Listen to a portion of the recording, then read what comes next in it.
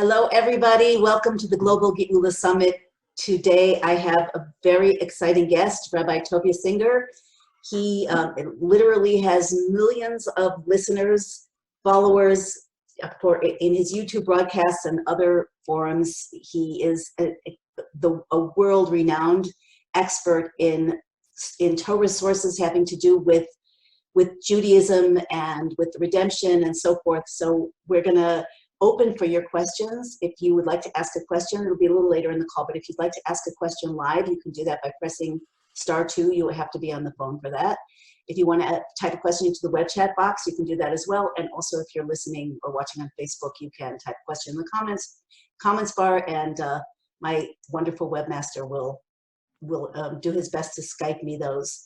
So without further ado, I want to introduce to you officially Rabbi Tovia Singer. He is the founder and director of Outreach Judaism, an organization dedicated to countering evangelical missionary groups who target Jews for conversion. Now, that's not going to be the only topic of our conversation today, because the topic is actually universal Torah and the nations of the world and redemption, but certainly he's qualified to speak to that in very unique ways. Rabbi Singer is a renowned broadcaster and speaker. He served as Rabbi of Jakarta, Indonesia for 5 years, I believe, prior to making Aliyah to Israel this past June. His thought-provoking broadcasts on Tanakh Talk are viewed on YouTube by millions of people worldwide. He's also the author of the 2-volume book, Let's Get Biblical, and I hope we'll have the link to that up shortly after this call under his broadcast, under his replay. So, first of all, thank you so much, Tovia, Rabbi Singer. I don't know what you prefer to be called. Do you want to let me know? I should have asked that before. I want to just thank you for having me. It's a joy to join you here live on air, discussing such an important issue, especially for our unique time. Truly, truly. Okay, well, thank you so much for being on with us. It's very exciting. And yeah, I can't wait to hear your point of view on so many aspects of what we are all experiencing now. One of the things that excites me most about these times is you see prophecies coming true before your very eyes. And one of the many, many, is that the nations of the world are beginning to be hungry and thirsty for Torah. And to see that, actually, I can't even tell you, I'm sure you have this experience over and over and over and over and over again yourself, but even me, I do not have millions of listeners as of yet, but I can't even tell you how many times non-Jewish people have reached out to me and said, I'm not Jewish, but there's something that happens when I hear you speak, something when I hear the Hebrew, the words, and there's something that's arising in the soul. So I don't know if maybe we could just start by share your experience with that. Do you relate to that? I'm sure that you must. Yeah, it's a phenomenon. So my entire life is devoted to that issue, and that is to bringing the light of Torah to the world and also expelling the darkness. It's important for the viewers to grasp that the core messianic prophecy, what everything else almost is ancillary to this, is that the world will know about the God of Israel and no other in the Messianic age. Isaiah chapter 11, verse 9. The prophet tells us that the knowledge of God will cover the world as the water covers the sea. Zephaniah chapter 3, verse 9 describes how the nations in those days will speak in a pure speech. This is key. When the Mashiach comes, we are told that all the nations of the world will come. They'll grab the shirt of a Jew. Zechariah chapter 8, verse 20, 21, and especially verse 23, grab the hem of a Jew, 10 of them, and say, take us with you, for we have heard that God is with you. And today, as it turns out, there's such a keen interest in anything that has to do with Torah and Judaism. And I'll tell you a crazy thing. It is so widespread that even, it's nutty, this never happened in history, where the nations of the world are now incorporating all sorts of Jewish things into, let's say, in Christianity. There importing all sorts of Jewish ideas, and Christians love that. And then they study more, and they jettison Christianity, and they come to become B'nai Noach, and they Wow. come to know about the God of Abraham, Isaac, and Jacob. I have no question in my mind that you and I and many of the viewers know people who have embraced the Jewish faith, done tshuva, who came from the church, because this is Oh, yeah. oh, yeah, right. And we never had this conversation before, No. because this is the key element of Mashiach. When the Messiah comes, it's the world that we redeemed. I just want to reframe that. Avram Avinu, he redeemed in Haran 70 souls. Moses, our teacher of blessed memory, he was the instrument that HaKadosh Baruch Hu used to redeem a single nation, the Bnei Yisrael, Klal Yisrael. The Mashiach is going to be used as an instrument to bring about the redemption of the world through Klal Yisrael, a rise and Jewish shine. people. Exactly. To the Jewish people who are in Or Lagoyim. That's a term found in Isaiah 42 and Isaiah 49, both verse 6, that is unique to Klal Yisrael. The nation of Israel is called to be a Mamlechus Kahanim V'Goy Kadosh. The purpose of the Jew is to shine the light of Torah to the world, and this will trigger the redemption. And what we're seeing today has not been seen in history since the days of King Solomon, since the days of Shlomo HaMelech, where the world is coming. What happened in those times, if you could just speak to that very briefly? You say not since. Yes, so in the days of Shlomo HaMelech, that's why they weren't accepting converts during those days. So Shlomo HaMelech ruled for 40 years, from the time he was 12 until he was 52 years old. And during that time, there was complete peace, because Shlomo HaMelech was completely committed to building the Beis Hamikdash, and all the world came to Eretz Yisrael. And they This is King Solomon we're talking about. Not everybody here is familiar with Hebrew or has a Torah background, so yeah. Absolutely. So King Solomon drew the world to know about one God, and they came to Klal Yisrael, to Eretz Yisrael, to understand this, and they prayed. They couldn't get over the Beis Hamikdash. They were shocked by it. So we are living in the temple, and we are living in a very similar time, in a shocking moment in history, where the nations are gathering. Look here in Israel, there are more tourists than ever before.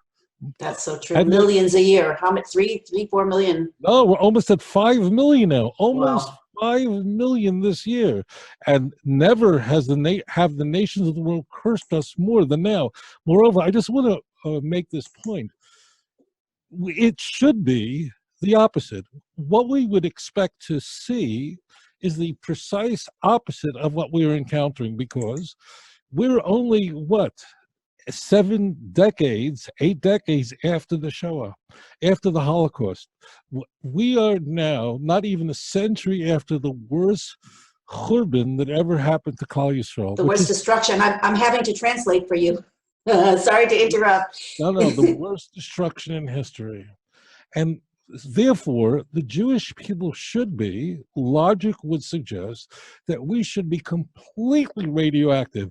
If the nations of the world would have any brains, they would stay as far away from a Jew as possible. Why? Because the Jews are radioactive. The Jews are a lightning rod for hatred. Yet what are we finding? And this is what I want to focus on. What is occurring is clearly supernatural. It's what's called l'mayla min ha'teva. It is clearly messianic, because we would have expected the reverse. We would have expected, the Jewish people, let's stay far away from such a nation that draws such wicked people. Let's stay far away from a nation that draws the ire of the United Nations. It's just the opposite. The more they curse us, the more the nations of the world call for our destruction, the more people come, and the more people are attracted to the nation of Israel and our message. So we know that it's not wishful thinking, and it's not that there are natural forces that would guide this, but rather this has to be coming from HaKadosh Baruch Hu as part of a great plan. From plan. God, from the Holy One. Okay, Tovia, you already, we have so much to discuss, but you raised a question for me. You're describing a scenario where there's extreme hatred for the Jewish people and Israel on the part of some from the nations of the world. And also you're describing simultaneous scenario where there's extreme love and an attraction toward the Jewish people and Israel and the Torah, I might add, on the part of others of the nations. So I must ask you, what distinguishes set A from set B? So, Like, this seems to be something, some kind of story or unfolding that's occurring through the nations, some kind of evolutionary process, or I don't know. How would you describe that? you touched on something so huge right now. I rarely discuss this, and you just hit it. I want. It is very clear that the Jewish people are a polarizing nation, and that people have very strong views about us. If a person would stand on the streets of the largest cities in the world, and the only caveat is people would have to say what they're really thinking. They would have to, so someone would stand in the streets of Manchester and London and Beirut in New York and San Francisco, wherever it is, what would happen? And he would ask, what do you think about the Jewish people? So we all know the answer to that question. And that is, they would say, either I love the Jews or hate the Jews. There would be no person who would say, I haven't really formed an opinion. Now, in So case you true. think, and everyone knows, stand on the streets of Jerusalem, stand on the streets of Cairo, stand on the streets of Sydney, Melbourne. Everybody has very strong views. They may not say it because it's not socially acceptable. So the only caveat is that they have to say what they're really thinking. Now, let's think about the Chinese for a moment. The Chinese, that is the largest nation in the world. 1/3 of the world is Chinese. It's an amazing thing. It is the most successful race in the world. Yet we all know that if you stood on the same streets in major urban centers around the world and asked people, what do you think about the Chinese? Or what do you think about the Japanese? We'd get generally a very powerful answer. We wouldn't get, I hate neutral. Parv equals neutral. Neutral, it would be I guess they're good. They make good food. They're nice people. They work hard, not so hard, a little hard. They make like this and this. It would be a very, very few people say, oh, I hate the Chinese. I can't stand them. Or I love the Chinese people. They would say, I like Chinese food, but not, I love Chinese food when they say I love Chinese, but not the Chinese people. Not they're against them. They are strong opinions. If this does not spark the interest of a viewer, then you're not watching. What is happening right now is a reflection of Torah. This is not my idea. In Genesis chapter 12, verse 3, the Almighty, blessed be his name, is speaking to Abraham, our father. And he describes it that the nations will either bless you and they will then be blessed, or curse you and then they will be cursed. In you, all the nations of the world will be blessed. Well, what happened to people who just haven't formed an opinion about you? Where's that part of the verse? So therefore, now why do people hate us? I mean, after all, if it wasn't for Jews, who would do your taxes? Who would keep you out of jail? Who would invent your medications, deliver your babies? The reason why they hate us, the core of anti-Semitism, is really that they're at war with God. They hate the God of Israel. But how do you go to war? How do you go to battle with the creator of the heavens and the earth? You can't flail your fists in the air. How do you go to war with HaKadosh Baruch Hu, with the Holy One? So you can't do that. So what you do is you go to war with God's son, not any son, but his firstborn son, and that's the nation of Israel. See Exodus chapter 4, verse 22. See Hosea chapter 11, verse 1. See Deuteronomy chapter 14, verse 1. The nation of Israel is God's firstborn son, and therefore anti-Semitism is the result of a deep, profound hatred for the Almighty. Conversely, when we are doing our job and sharing the light of the Torah, people change the view of God and then seek to love Hashem. And how do they express that deep, profound love for the Almighty? They then love the nation of Israel. And that's what we're observing now, completely polarized. You either hate God or love God, and that equals being against the children of Israel or for the children of Israel, with very little in between. That's fascinating, and I've actually never thought about it exactly that way. But that brings me to another question, which is, you talk about how people who hate people are warring against God or expressing hatred for the God of Israel. But it seems that a lot of the hatred is associated with people who, from their perspective, are very religious, love God, serve God, like, you know, the Muslim passion for God, or the Christian. You know, and I have to say, Tovia told me, and this is just a little commercial interruption. Tovia told me before, a while back before this call, that he's controversial. And as far as I'm concerned, that's awesome, because if you cannot stand up and speak what you see as truth, then you're not really making an impact in the world. So I invite people to, you know, to respond as you know, with your questions, with your comments, if you want to, but we're going to just keep going this way. So Tovia, yeah, what is that? It's not like atheists mostly who hate the Jews, it's religious people who hate the Jews. Well, and you're saying the God of Israel. In my view, that's not the case. In my view, it is Europe. I don't know if you visited Europe recently, and if you haven't, you could be very happy, because then you don't have, because if I go to Europe, I feel like I have to jump in the mikveh afterwards. Wow. So Europe today is godless. It is shocking, but in Great Britain, the vast majority of its citizens are atheists. They don't believe in it. The churches are empty. In France, churches are empty except for tourists. In Italy, the churches are empty except for old ladies and tourists who are coming to see them. The people who live in Europe, who curse us each day and vote to destroy the nation of Israel each day in the United Nations, their peoples are godless. It's probably beyond the scope of this conversation why the United States is different. I could touch on it if you would like. Yeah, let's. Right. So we don't have to go far down that road, but yeah, that would be very interesting. But I do want to also ask you to speak to, you know, there are churches that are preaching hatred of the Jews. There are certainly in the Muslim countries, even though it seems to be changing somewhat.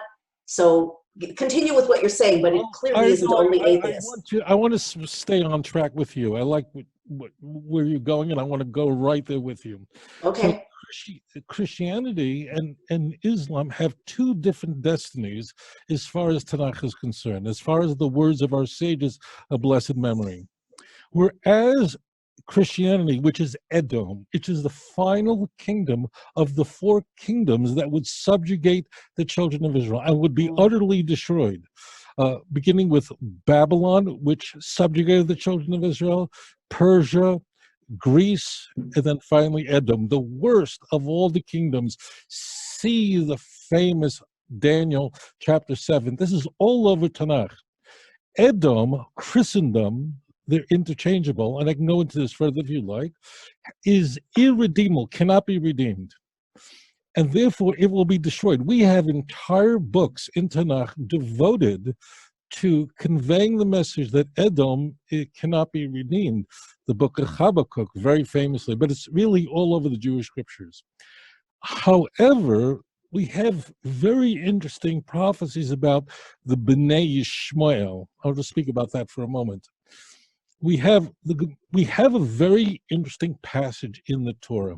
In Genesis chapter 25, verse 9, we are told that when Abraham, our father, died, passed away, that Yitzchak and Ishmael, Isaac and Ishmael went to bury Abraham. They went together to Kiryat Arba to bury their father.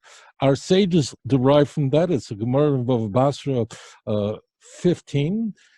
Derives from that Yishmael did tshuva, repented, and that in fact, eventually the Bnei Yishmael will come back to Bnei Israel, and we're seeing that in some sense now. So the children of Ishmael, you're saying the Muslim people are, as they said, they do sometimes call themselves brothers, or they're sometimes referred to them as brothers. Well, they really are. There are 200 million of them worldwide.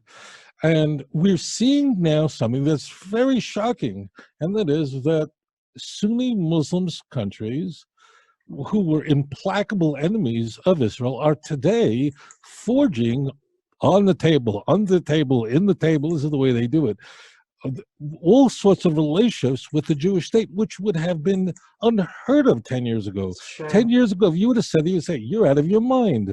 In fact, Saudi Arabia now has all kinds of relationships, and they're saying after the elections, we'll see what happens. And what is triggering this? What is this strange turn of events? Iran, Persia, the very chief nation that is identified in Ezekiel chapter 38, Ezekiel 38 and 39 is very famous because it is those two chapters are pregnant with prophecies of Milchemes Gog uMagog, which means the end time war between the nations that come up against Jerusalem. And Persia is chief of those nations. So what is driving Sunni Islamic states into a relationship with the Jewish state? It's because these Sunni states are terrified of the East, not of the West, meaning they're petrified of Iran, and their concerns are no longer lie anywhere in the land of Israel. And because Saudi Arabia is petrified of Iran, which is a Shia state, a majority Shia country, and it is the leader of the Shia world. The Shia Islam is roughly represents about, let's just say, about 10% of the Islamic world. We're seeing things that are happening now that are really very striking. I think your viewers are familiar with Maimonides and the role of Judaism No, don't assume. Don't assume that at all. Okay. Not everybody is. Maimonides, who is a giant, a 12th century giant of the children of Israel, a Torah scholar of just imagine, he was born in 1135. He was Nifter in 1204, in the winter of 1204. So Maimonides, in his magnum opus, his 14-volume work called Mishnah Torah, in the section called The Laws of Kings and Their Wars, at the very end, chapter 10 and 11, discuss the Messianic age and the role of Islam and Christianity in the end time. And Maimonides is addressing a profound question. As it turns out, listen like you've never listened in your life. Prior to the destruction of the Second Temple, that means prior to 70, the religions 70 AD. I'm just you're fast. I have to make sure we keep everybody able to understand. 70 CE of the Common Era. Okay, we generally don't use the term AD because that really means the year of our Lord. So we would typically say 70 CE. Prior to the destruction of the Second Temple, the religions that existed throughout the Greco-Roman world, throughout the empire, were very dissimilar to Judaism. Very dissimilar. They were henotheistic, polytheistic religions all over the ancient world. And they had nothing to do with the Jewish faith. Conversely, following the destruction of the Second Temple in the year 70, the religions that emerged were not only similar to Judaism, but were based on Judaism. Both Christianity and Islam looked at Judaism as their foundation religion. Moses is mentioned in the Quran 70 times, far more frequently than Muhammad is. And I don't need to tell you that in the Christian texts, Christianity always looked at Judaism as the foundation religion, and they believe that that Judaism was once true, but now everything changed. Now, because we have a new prophet, or in the case of Christianity, a demigod, the commandments no longer have to be kept. We believe in one God, as the Jews do, although Christianity perverted that into a doctrine of the Trinity, rendering it complete idolatry. Islam is not idolatry. They do believe in one God. And the question is, why did this happen? Why did it occur that it is specifically after the Jews lost their influence in the world? It's not just a temple that was destroyed in the year 70, but a commonwealth was destroyed in the year 70. In the year 70, the Jews were expelled from the land of Israel and spread from one end of the empire to the other. That should have been the time when we would have the least influence over the nations of the world. But God had a different plan, and I'll explain. We see it in all over the prophets that when the Messiah comes, the nations will instantly understand their mistake. They will immediately grasp their profound error. And as I mentioned in Zechariah, they're going to turn to the Jewish people and say, now we know that God is with you. They're going to be shocked. Who would have believed this report? Look to whom the arm of the Lord has been revealed. Isaiah 53, verse 1. They will be stunned. The kings of nations will go, will shut their mouths because of him. Isaiah 52, verse 15. So what I want to convey to you, the viewer, is that Messianic prophecy in Tanakh describes a cataclysmic event where the nations of the world immediately get it. Now, here's the point. Because Judaism, in the view of Christianity and Islam, is, listen carefully, the default baseline, that means both of those religions believe that Judaism was once the correct and true religion. And not all versions of Judaism, but what is called Orthodox Judaism, which would have been called back then Pharisaic Judaism. That term we don't use today. The word Orthodox was a term invented by, Orthodox Judaism was done by a German just a couple of centuries ago, but that's conventional. So using conventional language, more than half of the world today believes that Orthodox Judaism, because we have to use a term that's conventional, that we all understand, was the true religion. But because of some shift and some change, we fell out of favor with God and they have replaced us.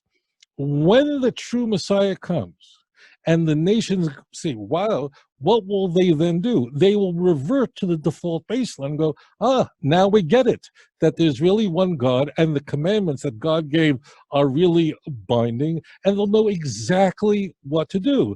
Imagine a world, in contrast, that had no reference point to Judaism. Imagine if the world was filled with Zoroastrians and Hindus and Buddhists, and these are old religions in the East and from Persia.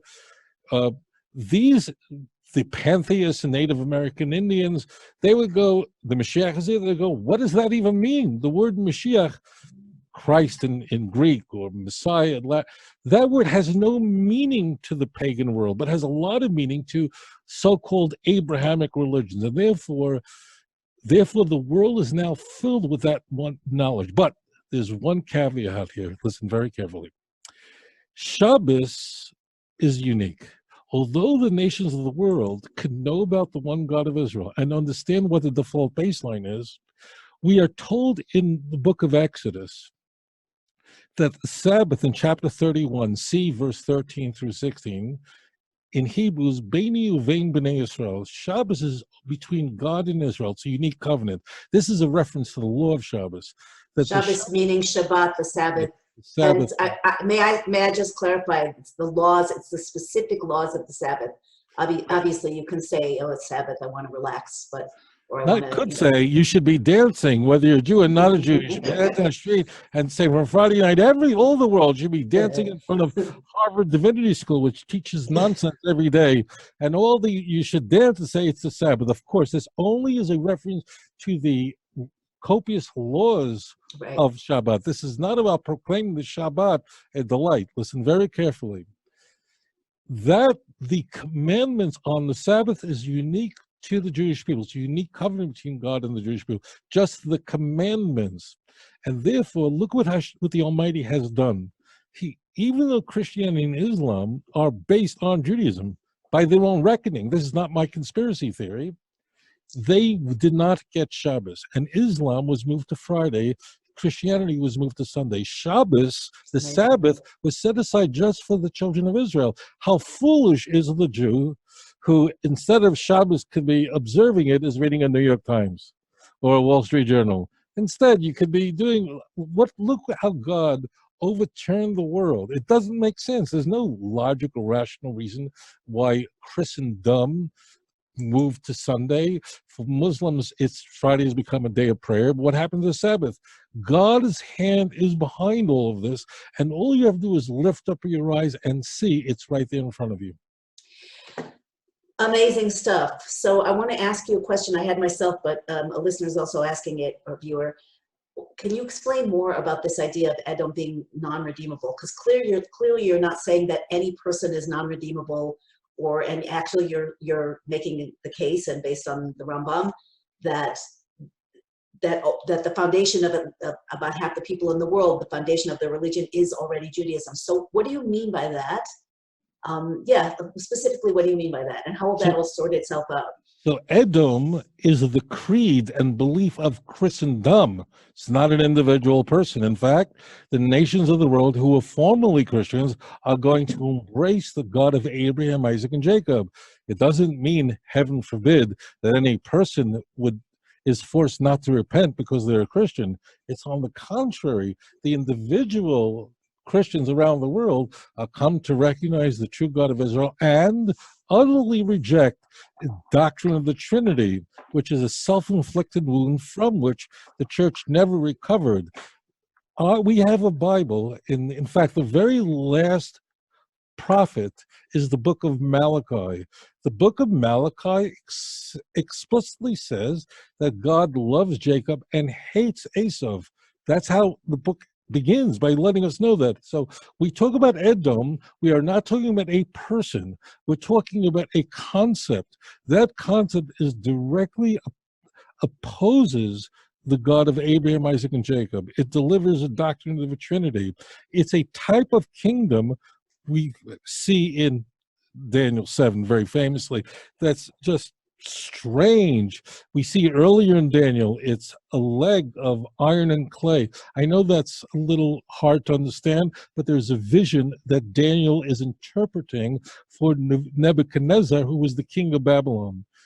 So the nature of Edom, this final kingdom that would subjugate the children of Israel, is that they would be highly variegated. It is therefore no coincidence that that Rome would begin and by destroying the temple, but at that time would be an empire that had so many different views and so many different gods.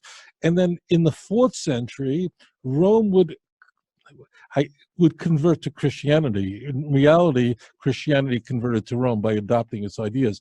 But the point is, once Constantine, Rome's first Christian emperor, who converts to Christianity in 312 and convenes the Council of Nicaea, where the doctrine of the Trinity is voted in literally, so that by the end of the 4th century, half, listen to, I said half, 50% of the Roman Empire was Christian. So it's morphing, and it'll morph again into the great schism of 1054, East and West. It'll split again with the Reformation in the 16th century and 15th century. That's the nature of it. It morphs and splits and divides, but they are against the children of Israel. Okay, then how do you explain, and this is another question from a listener, which I also have, how do you explain the fact that in actual fact, the Muslim nations are, many of them, even though it is shifting to some degree, but they're still kind of hell-bent on wiping out Jews, and many of the evangelical Christians now, and this is also a huge fulfillment of prophecy and a huge shift, are extremely active and proactive in supporting Israel and the Jews. How do you explain that in the light of all of this? Do you have a moment? I'll explain. Each is unique. This cannot be cannot be conflated. Let's take Christianity. So first, the vast majority of Christians do not believe in that Israel is the fulfillment of prophecy. There are people who are members of the Roman Catholic Church who are very pro-Israel, like Rudy Giuliani, New York's former mayor. But he just loves the Jewish people. The former Speaker of the House, Newt Gingrich, is a Roman Catholic, loves Israel. But this is not about individuals. This is about concepts. So something happened in the 19th century, something mind-blowing. There was a man, his name is John Nelson Darby. He was born in Plymouth, and not the United States. That's in the UK. He came to America with a new idea. His idea was that although until now, all Christian denominations, and there are thousands of them, believed in what is called replacement theology. They all believe that although the Jews were once chosen, they've lost that chosenness because they killed God. Isn't that amazing? The church was completely mistaken about this, and in fact, the Jews are still chosen. Now, I am not going to go further into what premillennial dispensationalism believes. There's many artifacts of that theology that are not germane to this broadcast. What I'm going to focus in on is that they embrace the idea that the Jews are forever chosen. After all, it says it openly in the prophets that although the sun, you see the sun in the sky, Jeremiah 31, you see the moon and the stars. Well, if the foundations of the earth be measured, so too will I remove the seed of Jacob. The point of the prophets is that the children of Israel can never be destroyed.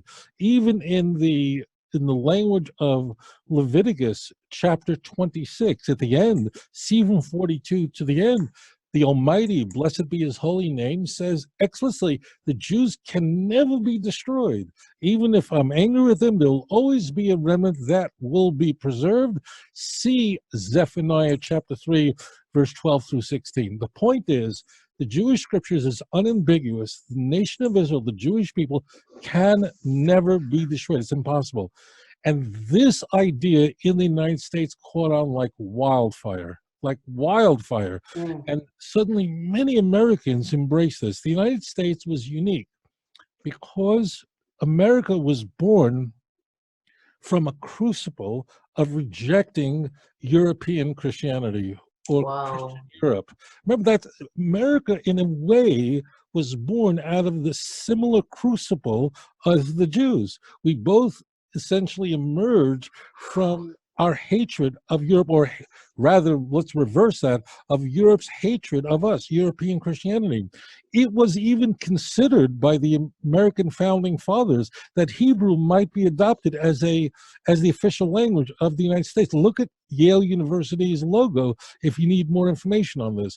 The key is, now that was not embraced, but the idea that that could be entertained tells us a lot. So therefore, you have lawmakers like Cyrus Scofield, who wrote a Bible in the beginning of the 20th century, teaching that God's favor with the Jews has never gone away, and the land of Israel belongs to the people of Israel, and we have to support the return of the Jews to their land. People like Moody, these are Christian preachers, they taught openly and everywhere they could that God's hand is with the Jews. They're an eternal nation, and the land of Israel belongs to the people of Israel.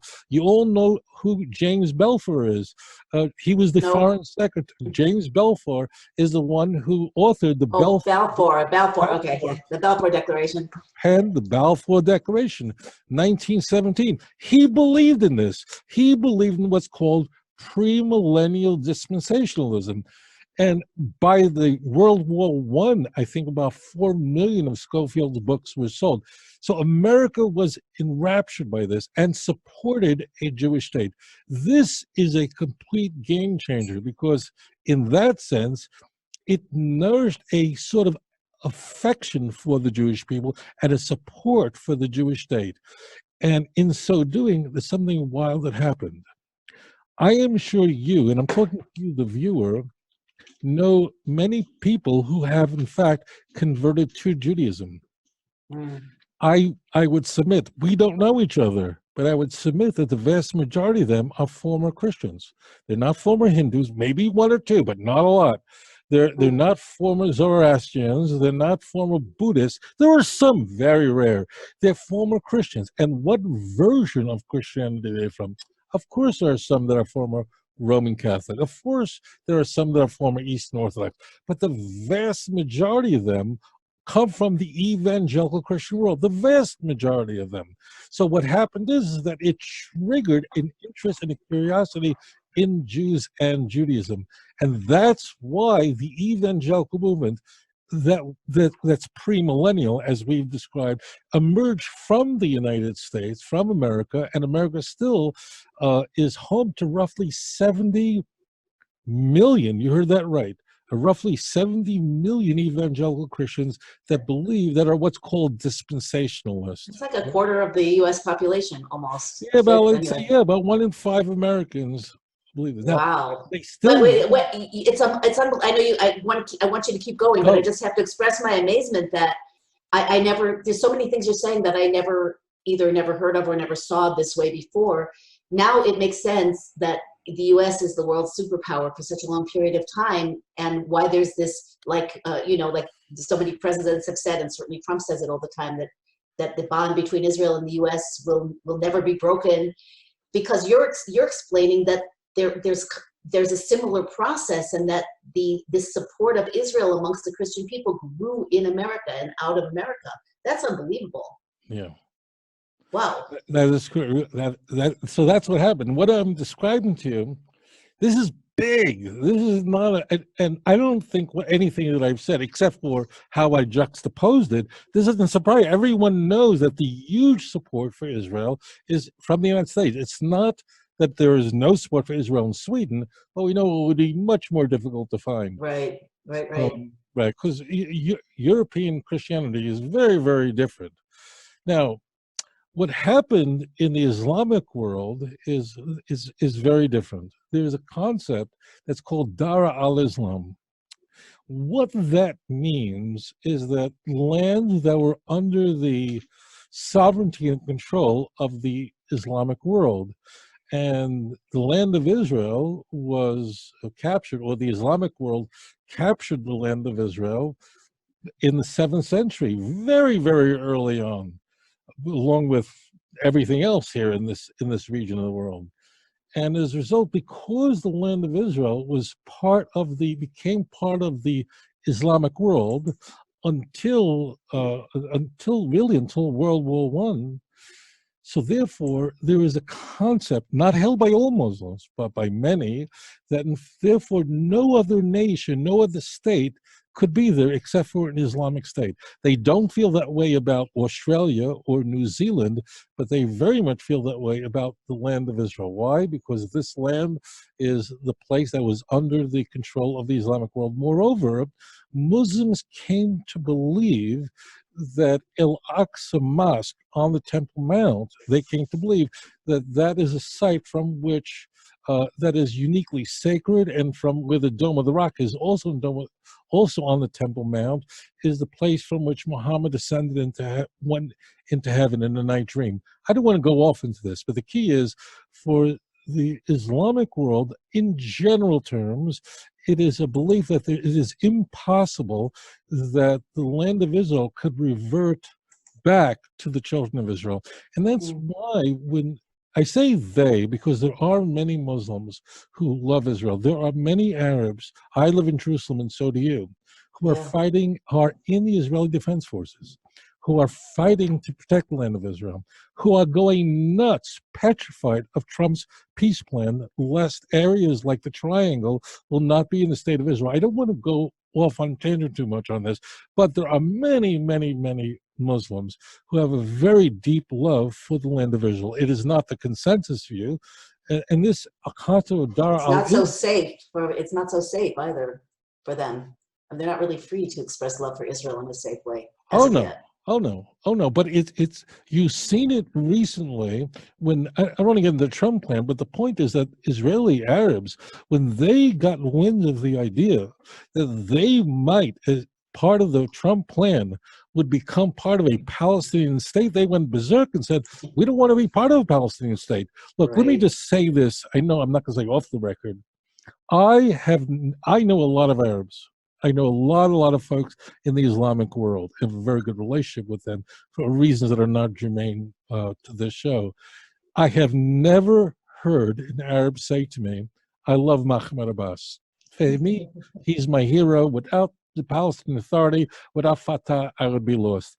Every single Muslim I have met has condemned him as being corrupt, the Palestinian Authority is being corrupt, and they don't want to live under the PA.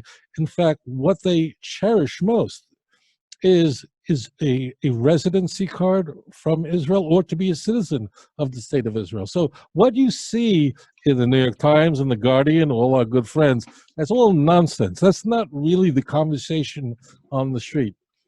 So, and again, a point to be mentioned is Dar al-Islam is not in the Quran, but it is an Islamic view that is held widely. And also, one other point about the mindset of the Islamic world, of the Arab world, it's a honor, shame culture. The idea that the Jews, survivors of the Holocaust, could defeat the Arab armies stretching to Pakistan, to Iraq, of course, from Lebanon to Egypt, that is inconceivable to them. This is a shame for them. This period for them is one of the most catastrophic periods in their history, with the exception of the 15th and 16th century, where the Islamic world lost a 700-year-old war. Now, again, there are many, many Muslims, and I've lectured in many mosques, who have a very deep love for Jewish people, and that's changing for the better all the time. But that's why there's a catastrophe. What does that mean when those who despise the Jewish state refer to Israel in 1948 as a Nakba, as a catastrophe? It's a catastrophe that there could be a Jewish state in a place where it once was an Islamic state. It's a catastrophe that the Jews come in. Therefore, the only way to nullify that catastrophe is to nullify the children of Israel, chas v'chalila, God forbid. Wow. It's so interesting. You're really explaining the motives in a way that I haven't heard before. So, a couple things. What do I want to do first? First of all, there are a lot of comments. There's some questions on Facebook and the web chat, but if anybody will want to actually ask Tovia a question verbally, then you have to be on the phone, and you can raise your hand by pressing *2. I'd like to ask you also, if you feel comfortable to speak about it, what is it, the other half of the world, like what does the Torah say is going to be the process for that other half of the world whose religions are not based on Judaism or Torah? Let's be very clear about this. When the Messiah comes, may he come soon, there will be only one religion in the world, and that's the Jewish faith. And all the nations that survive will embrace the God of Abraham, Isaac, and Jacob. There will be no other religions in the world. Be very clear about it. Anyone who tells you anything else doesn't know what they're talking about. It's nonsense. And that is core. Of course, the temple will be rebuilt. Of course, there'll be the ingathering of the exiles. But all of this is all of this is born out of that all the nations will recognize that there is one God, and every other concept will be utterly rejected. The only people that will not feel this way will be dead, and those are those who go to war with the children, with Jerusalem. They will be utterly destroyed. That means at the end of days, there'll be a confederacy of nations that will go to war with Jerusalem. It's interesting that messianic prophecy, Eretz Yisrael, the land of Israel, is called Jerusalem. It's never called Israel. The land is not called, it's only called Jerusalem. Then see Zechariah chapter 8, see Zechariah chapter 12. This is everywhere. So there will be a war, nations will come to destroy Jerusalem, and in turn, God will strengthen the children of Israel. The weakest of them will be like David, even like the angels of God. The Almighty will bless them in a unique way, and they will utterly defeat their enemies. See Zechariah chapter 12, verse 9. At that point, all the nations will embrace the God of Israel. There will be no other religion in the world in the Messianic age. I want to just, if I may, a caveat to all of this, because this may be almost too much to wrap our heads around. So at one point it needs to be made. Redemptive process never happens immediately, but rather happens over a span of time. Why did the Almighty, blessed be his name, you need 10 plagues to have Pharaoh free the Jews? Why did God need Pharaoh's permission for? God needs someone, and 10? He couldn't have done it with 9, couldn't have done it with 1. Why do you need any? Why is a redemptive process span over time? And the reason is that the Almighty wants that only that people should do tshuva, should repent. Remember, every person, every child of Noah and his descendants are created in the image of God. The Almighty wants that every person should repent. That's all. And therefore, the redemptive process happens over a period of time, with event after event, and the people are waking up. What is happening here? What am I seeing? If my great-great-grandfather would have been told that such events would happen, he would say, "You're crazy." We all know this. the purpose of all the sequence events that are unfolding before our eyes right now is only that the nations of the world should repent and turn to the God of Abraham, Isaac, and Jacob. If the Messiah would just come in the blink of an eye with nothing to introduce it, people wouldn't have a chance to repent. And the Almighty is mercy. I want you to know this. I can't say this, that I am sure of these, like I'm hearing voices. In my view, we are living, listen very carefully, in the Messianic age. It's now, meaning we're in the process. It's no question about it. Unfolding now. And if you disagree with what I'm saying, that means that you haven't read the Jewish scriptures. We are now living in a time where the Messianic age is now unfolding. And why is the Almighty doing this? Because he wants all the nations to come to him and to abandon their old ways. This you find everywhere, and that's why you have a series of events. People wake up. The children of Israel have returned back to their land. See Isaiah 43, verse 6. Openly tells us from the north to the south, from the ends of the earth, God will bring in the children of Israel. They will return to Jerusalem. We have a prophecy in Daniel that tells us, these are not the words, so I'm paraphrasing here, but we have a prophecy in Daniel that tells us when Jerusalem will fall back into the hands of the Jewish people, and that will be 2,300 years from the time that Alexander the Great, meaning the Greeks, would defeat the Persians. That's what Daniel chapter 8 is all about. And what date does that add up to? Well, in what year? Let's just do the numbers. Really simple, because it's to the day and the hour. When did the Alexander the Great defeat the Persians? There were three key battles. The first and most important battle, and the battle which Alexander the Great himself participated in, is called the Battle of Granicus. That took place at the river of Granicus. And the river is right there in Daniel chapter 8. And that Alexander the Great was nearly killed in that battle, but he ultimately was survived. One of his generals saved his life. That's when the Greeks defeated Darius the Persian. At that point, that took place in what year? Look it up. I didn't creep into your computers. That took place in 334 BCE. Well, there's no year zero. Go 2,300. There it is. Now, Daniel refers to years as days, so be careful if you're not familiar with the language of this apocalyptic literature. 2,300 years from 334 BCE, and it takes place in the late spring of 334 BC. I am not making this up.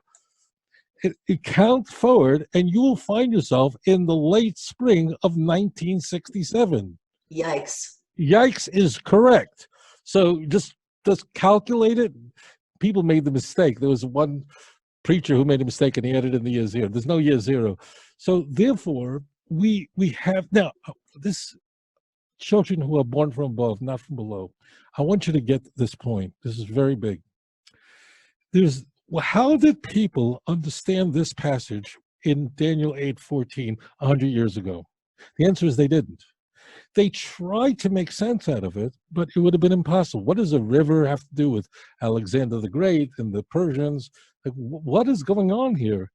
And therefore, these types of prophecies people would have struggled with it, but our sages, our great rabbis of blessed memory, had a core message, and that was that many of these prophecies, we can't now understand with precision how these will unfold. We just know they will, and they will be a signpost that, we're here.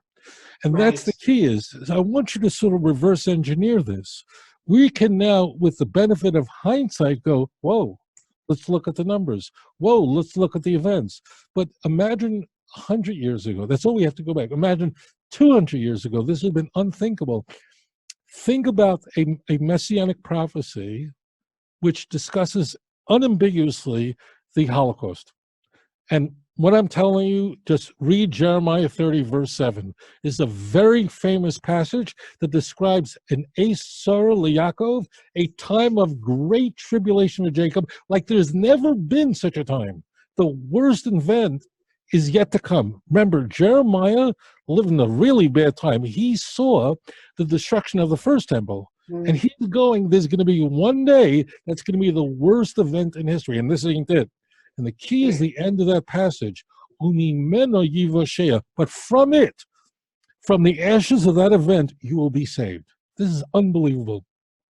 How did people understand this 300 years ago? How did the listeners of his prophecy understand it then? They had to go, we have faith. Now, listen, children born from above, you're not born from below. Now we take so much for granted. Now it's time to turn back to the God of Abraham, Isaac, and Jacob. Because according to God's wisdom and plan, which he wanted us to be here, front seats, box seats to the Messianic age. Now, which person would be foolish enough to turn their back on the God of Abraham, Isaac, and Jacob? Now we see the splendor and the wonder of prophecies unfolding before our eyes. This is the Geula that we are speaking about. It's unbelievable. So one of the viewers is asking, or saying rather, my understanding is that once Mashiach comes, there will be no conversion. So if Judaism will be the only religion, will non-Jews convert to Judaism? Will they become Noach? How does the Torah discuss that? So this is very clear and really easy, but people make things that are easy to understand complicated. Okay. They will, just as in the days of King Solomon, there will be no converts accepted to the Jewish faith once the Messiah comes. This may sound like, well, bank is closed. No more withdrawals. No one allowed. Doors closed. You ever show up to a store and the store closing? Oh, darn it, I wanted to get into the store. Right. That's how this is generally understood, but this is a very big mistake. So we need to walk this back. How is it possible that someone could even convert to Judaism? A very important point has to be made. Judaism, unlike almost any other faith in the world, is an ethno-religious group, meaning we're a family. We are the descendants of Abraham, Isaac, and Jacob, and we are a faith. Right. Almost no other people in the world could boast that. You have the B'nai Ishmael, but they really are, that means the children of Ishmael, but they are Muslims predominantly, but there are many Christians and so on. So the question is, how do you change your race? Meaning, how do you change your name? How do you become, I can't become Chinese. I can embrace Chinese ideas. I can embrace the ideas of the Jews, but how can I become a descendant of Abraham? So in truth, listen, what is happening is really that the people who convert to the Jewish faith really always were Jewish, but they were lost among the nations. And that's why, my brothers and sisters, you frequently discover, not always, but very often, that people who are in the conversion process or converted discover, suddenly are talking to their grandmother, open up all boxes, I was Jewish all along. This is, full disclosure, I don't believe in UFOs. I don't believe in conspiracies. If I didn't see this with my eyes in the last 40 years that I'm doing this work, I wouldn't believe it. But as it turns out today, the people who are converting, not all, not the majority, but a very significant number, say, well, I was Jewish all along. What conversion really is correcting a process with someone who really is a descendant of Abraham, Isaac, and Jacob. That's why they're called Gerim, which means strangers. The word Ger is not a translation of convert. It is conventionally, but it's not a correct translation. A ger means a stranger. What do you mean stranger? It means that a person got caught up in the wrong family for whatever reason. And therefore, the process of conversion really is one of correction. When the Messiah comes, Elijah the prophet, we are told here, the Malachi, he is going to introduce the coming of the Messiah. He is going to correct all this. Those who are Jewish will know they're Jewish. Those who don't know what tribe they are from are going to find out. There are people who might be Jewish who identify as Jewish who are really not Jewish. All this is going to be sorted out. See the very end of the Hebrew Bible. And therefore, the reason that they won't accept Gerim, converts in the Messianic age, is because everyone who's Jewish will be Jewish. Now, I want to, if I may, until now, you have been translating for me, and I want to just play with that word Noachite for a moment. Great. First introduce it. Don't assume that everybody knows that That's word. Exactly what I want to do. So the term Noachite is used for to describe those who believe in the tenets of the Jewish faith and keep 7 Noachide laws. Now, these are really not laws. It's a shame we use this term because it's a misnomer. And it's really 7 categories of laws, and we find them all over the Jewish scriptures. On what basis was Sodom not righteous? Righteous because they all knew these laws. So I do not like the term Noachide, even though that's the term that our nation used, because people don't know what that means. It's the popular term, but it's not actually the technical term, right? The children of Noah is the technical term. Well, but that's not correct. It's correct. You are right that that would correctly translate word Ben Noach, but it's not correct. Meaning, you are right. It's the correct translation, but it completely conveys the wrong message. Because if someone's worshiping idols, if someone is an idolater, that person is not a Ben Noach. But every human being is the descendant of 8 people who survived the flood. Every human being, my friends, is a Ben Noach in a hyper-literal sense. Yes. And therefore, I would suggest we jettison the term Ben Noach. Now, I'm not going to be able to convince everyone to do that, but I want you to get the message. Instead, we say people? No. Instead, we mean, when we say Ben Noach, what we mean is a person who embraces Judaism as their faith, but does not join the nation. Listen very carefully. I'll say it again. When we use the term Ben Noach, forget about you're right about its translation, but let's ignore the translation of that term. I'll explain why that term came into fashion, but for right now, we don't mean that. We don't mean every person. Hitler was a Ben Noach. It's horrible to say that, but I see what you're saying. He was a descendant of Noah. So here's what it means. We should understand a Ben Noach or Noachite to mean this. Somebody who, to the best of their knowledge, is not Jewish, has embraced the tenets of the Jewish faith. Now, there are different laws that apply to different people. I'm a Kohen, I'm a priest. There are laws that apply to me that don't apply to someone who's a descendant of Judah. There are laws that apply to someone I'm a descendant of Aaron. There are people who are Levites who have other laws that apply to them. There are laws that apply to those who are not descendants of Abraham, Isaac, and Jacob, but have embraced the God of Abraham, Isaac, and Jacob. And those are the laws of what are called the Sheva Mitzvah, the 7 Noachide laws. So, to best understand this, is a person we use the term Noachide, for whom we use the term Noachide.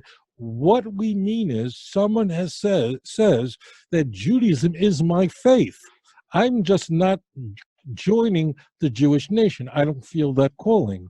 Whereas someone who is a Ger Tzedek, someone who converts to Judaism, they are not just embracing the Jewish faith, the creed of the Jewish people, but they are becoming a part of the nation of Israel.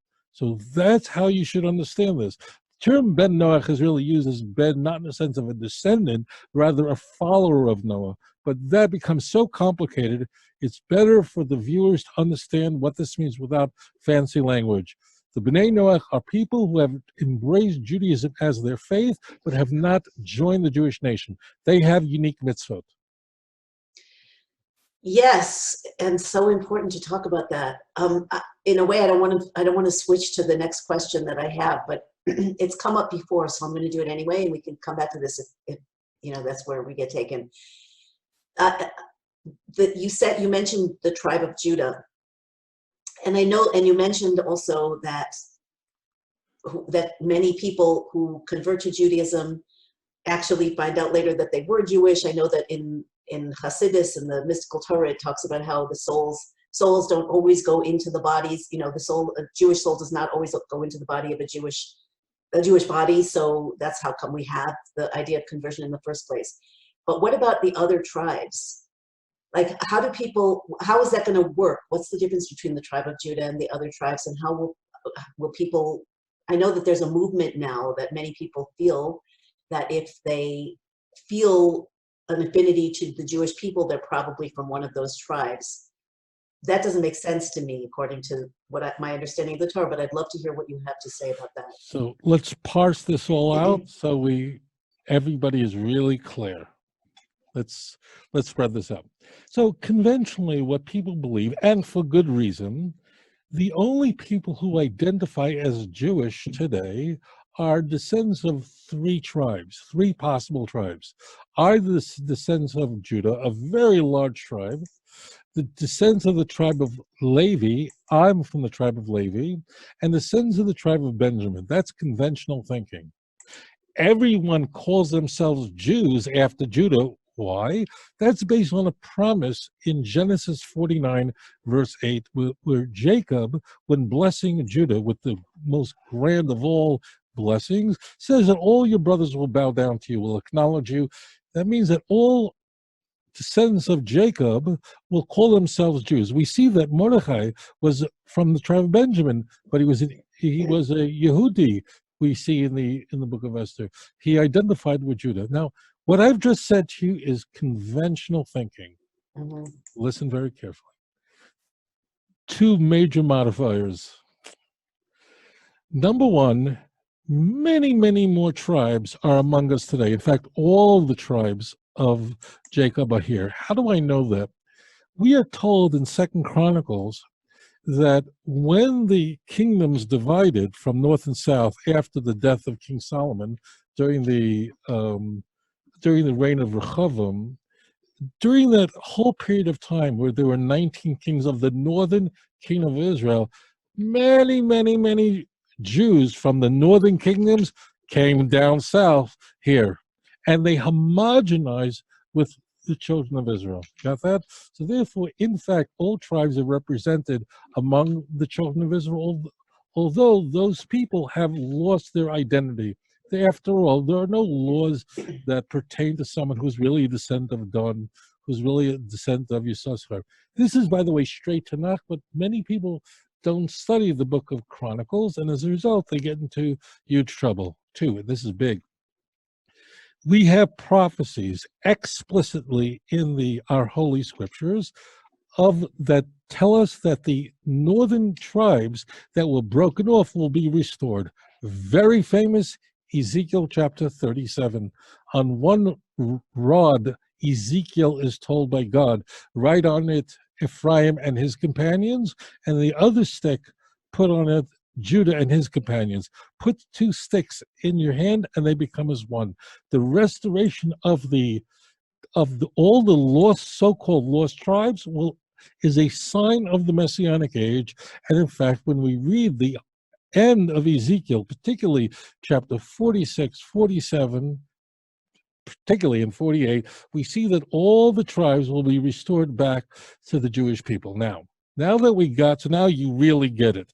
Number one, among us we're calling them Jews, because that's conventional language, who are among us who are really represent all 12 tribes. The only thing is they've lost their tribal identity. They'll discover that in the time to come. Now we're going to the weird part, okay? Forgive me, but I want to make sure that you get this. What happened? Because at the beginning of this broadcast, in the beginning of this interview, I described how Judaism is becoming very popular all over the world, and it's counterintuitive. Movements have arisen where largely Christians have claimed that they are from these Ephraimites. They're from the other rod, the other stick that are part of the Jewish people. And they're claiming that they're Ephraimites. And some think that Britain, which they say is Brit, which means covenant, they are these descendants. This is all, I know this is strong language, and if someone's going to be angry at me, I can't, this is all nonsense. It's not just conjecture, it's just completely made up out of whole cloth. So because of the philo-Semitism, or because of the people who want to connect to the Jewish people, also because of the Mormons, because of all these groups that emerged, particularly after the great disaster of, I'm not going to go into what it is, but the mid-19th century in America, there's all these groups that came up and say, we're from the lost tribes. But there's no basis on this. There's no Masorah on this, meaning that which is handed down, that which has been conveyed down. So there is what's called Ephraimite movement and all this stuff. That stuff is largely nonsense, meaning, I know it's a strong word, and if I've offended you, I don't want to offend anyone, but you also, I don't want to waste your time. There are other things you can do besides watch me. You want it, you're going to get it straight. These Christian groups that say that we're from the sons of Ephraim, meaning the northern kingdom, that's all completely made up out of whole cloth. It's not that these are evil people. This is what they're told by their pastors, and they believe it, and this misleads them. These are, I don't want anyone listening to me going on the internet or going over to people who are calling themselves Ephraimites and say you're idiots or stupid. I don't want you to do that, please.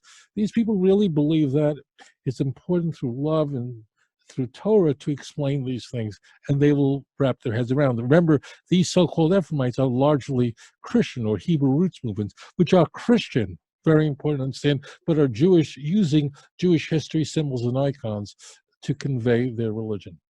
Which in a deeper sense, even though we don't want to confuse the lines that the Torah prescribes, in a deeper sense, as you're saying, it's coming from a love, it's coming from the messianic light that's moving through people and drawing them closer. Of course. That is why, my friends, if you meet somebody, I'm not saying to do this, but if you encounter people who have converted to the Jewish faith, I know you do, I do everywhere, and you discover, you ask, tell me your story. Believe me, a great number of them come from the evangelical, from the Ephraimite, from these movements that actually sought our conversion. You want to hear a mind blower? I can give you a 67 mind blower. Please. This is not like you haven't been giving me mind blowers the whole time. If you're standing up, sit down. If you're standing up, sit down and brace yourself. As it turns out, this is very big. The evangelicals came, aside from their beliefs about the state of Israel and all that, the evangelicals came to convert the Jews to Christianity. Groups like Jews for Jesus are all from this genre of Christianity. They don't come. The Roman Catholics today, by and large, not interested in converting Jews. There's no effort by the Eastern Church. Not that they wouldn't like to see Jews come up, but they don't. These missionary groups are all machinations of the evangelical movement. That they're iterations of this movement. What did they do? They rose up to convert the Jewish people, produced organizations like Jews for Jesus in the early 70s, following the Six-Day War in particular. They believed that the conversion of the Jew was necessary to bring the second coming. I'm not kidding. It's based on a passage in Matthew 23. It's verse 39. What had happened? The passage is from Isaiah. Your enemies will rise up against you. They'll make all kinds of plans to destroy you because they spiritually wanted to destroy us, to convert the Jews to Christianity by blurring the distinctions between Judaism and Christianity. They sought the conversion of the Jews. Rahman al-Islam, heaven forbid. What did HaKadosh Baruch Hu? The Almighty had a different plan completely.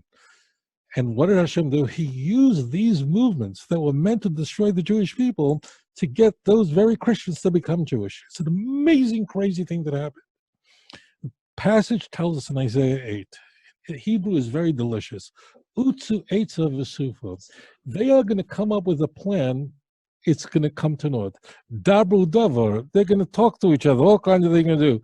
The Lo Yakum, it can never be established. Why? Ki Imanu Kel, because God is with us. And when God is with you, nothing is impossible. The wildest, craziest thing happened.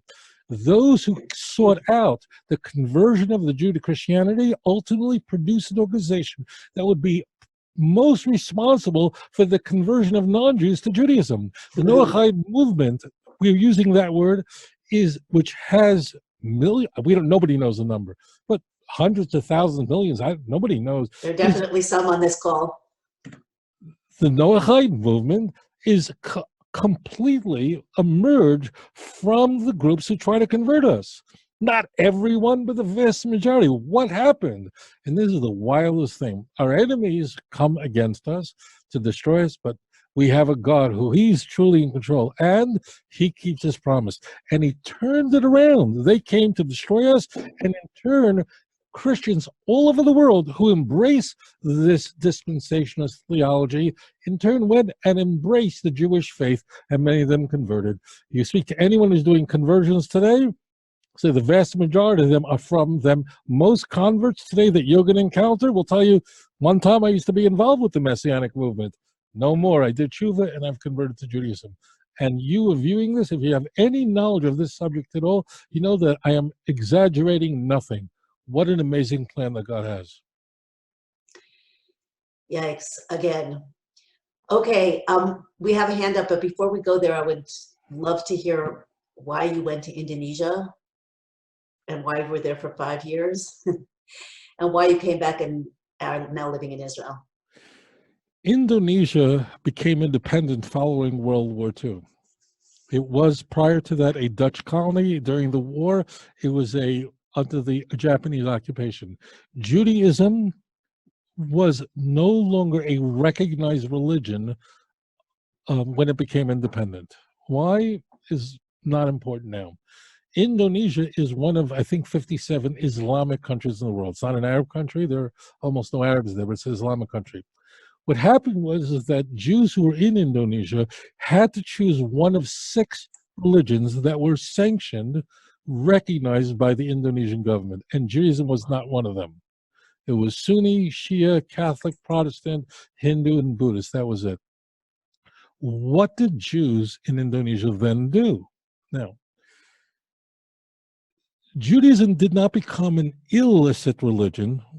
I mean, no one would stop you from practicing the Jewish faith, but on your sort of Taudat, which means your national identity card, Indonesian, you had to have one religion checked off, and many of them chose Christianity. They didn't practice it.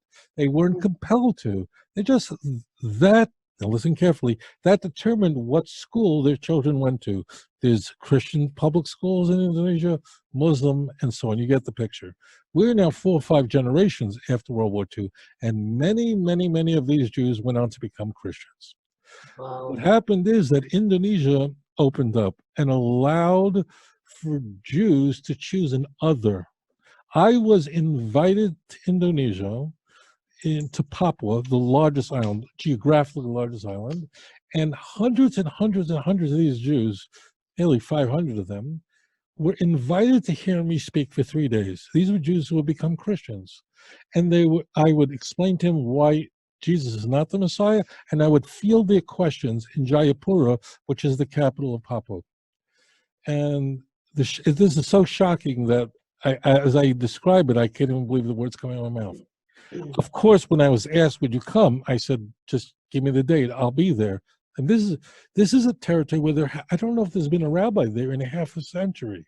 This was an opportunity to be a part of the redemptive. This is an opportunity to reach out to the Jews who are lost. And of course, I was there. And Indonesia really is the other side of the world from the United States. I was there, and I spent 3 days with them, and studying from morning to night, and by the end of it, the crowd voted in my absence that they would embrace the Jewish faith and reject Christianity completely. Wow. When I walked back into the room, they welcomed me. This was a Wednesday night. All of them, hundreds of them, started singing, Shalom Aleichem Malachei. They started singing Shalom Aleichem in that traditional thing. They remember that from their great-grandparents. And that was their, now I was a Jew, I'm a Jewish fellow who grew up really in New York. And I'm going, Shalom Aleichem, it's Wednesday night. But then I just started crying. Because it's normally said Friday night, for those who don't know. It's normally said Friday night.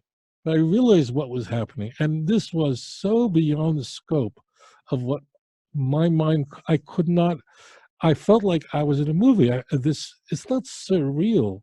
I don't possess the vocabulary to convey how shocking this was. I thought no one even writes such a script for a movie because it would be too ridiculous for anyone to believe.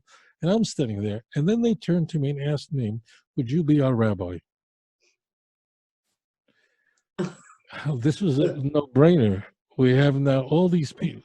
Don't ask. We opened up synagogues on 3 islands, and hundreds of Jewish Indonesians to tshuva, repented, turned back to the God of Abraham, Isaac, and Jacob. And it was just, I do not have the words to convey what a marvelous is that the Almighty would see it fit that I should be put in such a position to be able to bring the truth and beauty of the Jewish faith to our brothers and sisters. I do not have the words to convey what the light of how the light of this of a soul that is dedicated to bringing Torah to the world and God to the world compels a human being to suddenly move from the U.S. to Indonesia because hundreds of people want that. It's it goes two ways. It goes two ways, Tovia. It's unbelievable that you just jumped into that and changed your whole life just to be there to serve. And I was treated by the Indonesian government with the greatest respect. They made me officially the rabbi of Indonesia. It means I could perform weddings or whatever. It means I officially recognized, and I was treated with the greatest respect. I never experienced anti-Semitism. It's probably the only country I've ever been to, and I've been to many countries where I never experienced anti-Semitism. Crazy. With the greatest respect possible. Indonesia is the largest Muslim country in the world. There are more Muslims in Indonesia than there are Arabs in the world, roughly 240 million Muslims. And I had a wonderful, and I continue to have a wonderful relationship with the Muslim world for a reason that's strange, because Muslims really cherish Judaism or respect Judaism because they really can't stand Christianity. I know that sounds crazy. There's another craziness, and that is when Muslims say we respect Judaism, forget about the Zionism.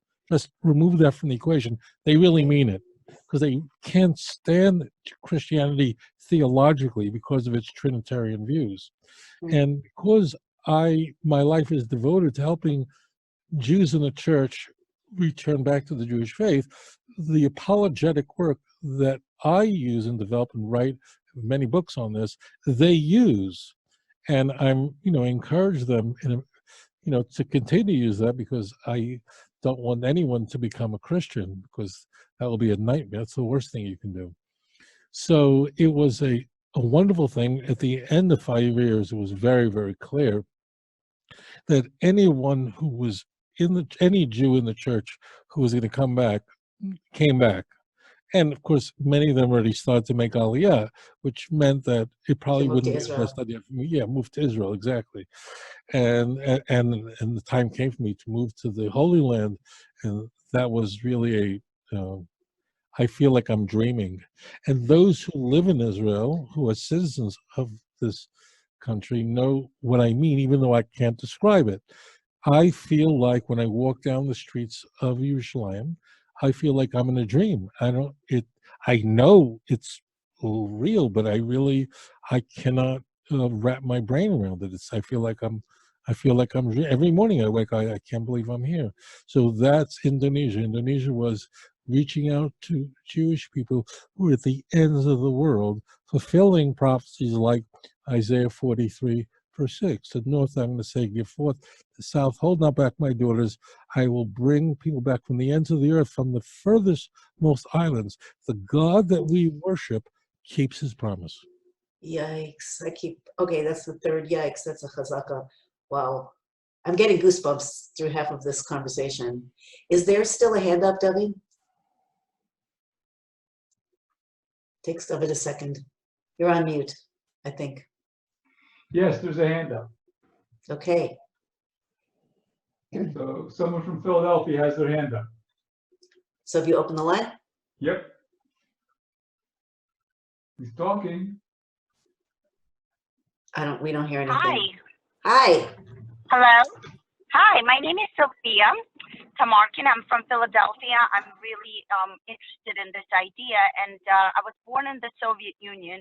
And my question would be, do you think that the return of those that have a religion and affinity to the concept of godliness versus those that are proclaimed atheists, would it be easier for those that have no religion at all, like Chinese today in a communist China, or people that were brought up in the Soviet Union and have no connection to their faith? Or would it be easier for people that are off a bit, but at least they have an understanding of what it's like to be connected to the Creator? Thank you. So that's Thank you. So that's a very easy question. It's a very great question. It's very easy to answer. It is much easier for someone who believes that the Jewish Bible was called Tanakh, for that person to embrace the Jewish faith, either as a Ben Noachide or converting to Judaism. We discussed that already. If someone believes in no religion at all, has no faith, that would be much more difficult for them to convert to Judaism. But there's an exception when we discuss people of the former Soviet Union. Why? Because those people, although the decades of communism has stripped them of faith, they still identify as Jewish as their nationality. They know their grandmother and great-grandmother was Jewish, and therefore they fall into a very different category than people of China or South Korea. So people of China have no, I mean, there actually are Chinese Jews, and I've met them, Jews who are Chinese, but it's very unusual. In South Korea, it's extremely unusual. So let's just for a moment, because for the sake of conversation, the Chinese don't have that kind of knowledge, generally speaking, that my great-grandmother was Jewish. But the Russians, many Russian Jews who are, Rahman, heaven forbid, are atheists, but they know a little Yiddish because they remember it from their grandparents. So we should segregate these nationalities. The rules that apply to Chinese and South Koreans, or for example, don't apply to people who live in the former Soviet Union from there. Moreover, from the former Soviet Union, there are many people who want to come to the land of Israel because they simply didn't want to live in tyranny. They didn't want to live in a place where there's so much anti-Semitism and so on. So it's important not to conflate it all. And there's no doubt that somebody who comes from has a Jewish background will be more open to the Jewish faith than someone who doesn't. I want one other caveat, and I'm going to say something that is a little controversial, but this is the view of Tanakh, of our scripture, and that is that in truth, no person is an atheist. People will call themselves an atheist. They'll say the words, Chas v'chalila, heaven forbid, I don't believe in God. But according to our prophets, those people are not telling the truth, and in their heart, they do believe in God, unless they're a complete fool. No person might be angry at organized religion, no question. They may say they don't believe in God, no question. But they, as it turns out, they all behave like there is a God. The Bible, Scripture tells us, it's the book of Psalms, and it's chapter 14, verse 1. The prophet tells us, a fool says in his heart, there is no God. Now, how do you say with your heart? Heart, by the way, in Tanakh does not mean that muscle that pumps blood through our body. The lave, the heart, is the mind. Deep inside, every person knows that there's a creator, and that's why everyone is driven towards this. But people can become alienated from God or religion because of things they've observed that alienates them. So they might express disbelief, but in fact, in their heart of hearts, they know that there's a God. They're just so alienated from organized religion, and we can see it's not difficult to figure out how that can be. But so there is, people can say, now I know if there is a person who says, I'm an atheist, I know I've offended you, I hope that you'll forgive me. I don't mean to offend you, but I do not believe that any rational person, no sober mind, can believe that there is not a first cause and there is not a creator of the universe. However, the Tanakh addresses it and says, look, there are many ways to try to approach the divine. This is the right way, and all the other ways are incorrect. They might seem satisfying to you, but ultimately those other ways are destructive, and this is the proper way to connect to God. One of the things I just want to say about Judaism is, besides that, which is the prime directive really, and like they say, there are no atheists in foxholes, which I think speaks to your point, but also Judaism, from my perspective, Judaism, the Torah, is it's the blueprint for creation. It describes how everything works on the deepest levels, but it also opens the path, describes the path, prescribes the path to a peaceful unified divine world, and it has a place for everybody. I want to have, there are a couple of questions here I would like to bring forth, if that's okay. I guess I just want to explain one caveat to this, if I may. It'll take 60 Please. seconds. Sure. Something I've never taught publicly.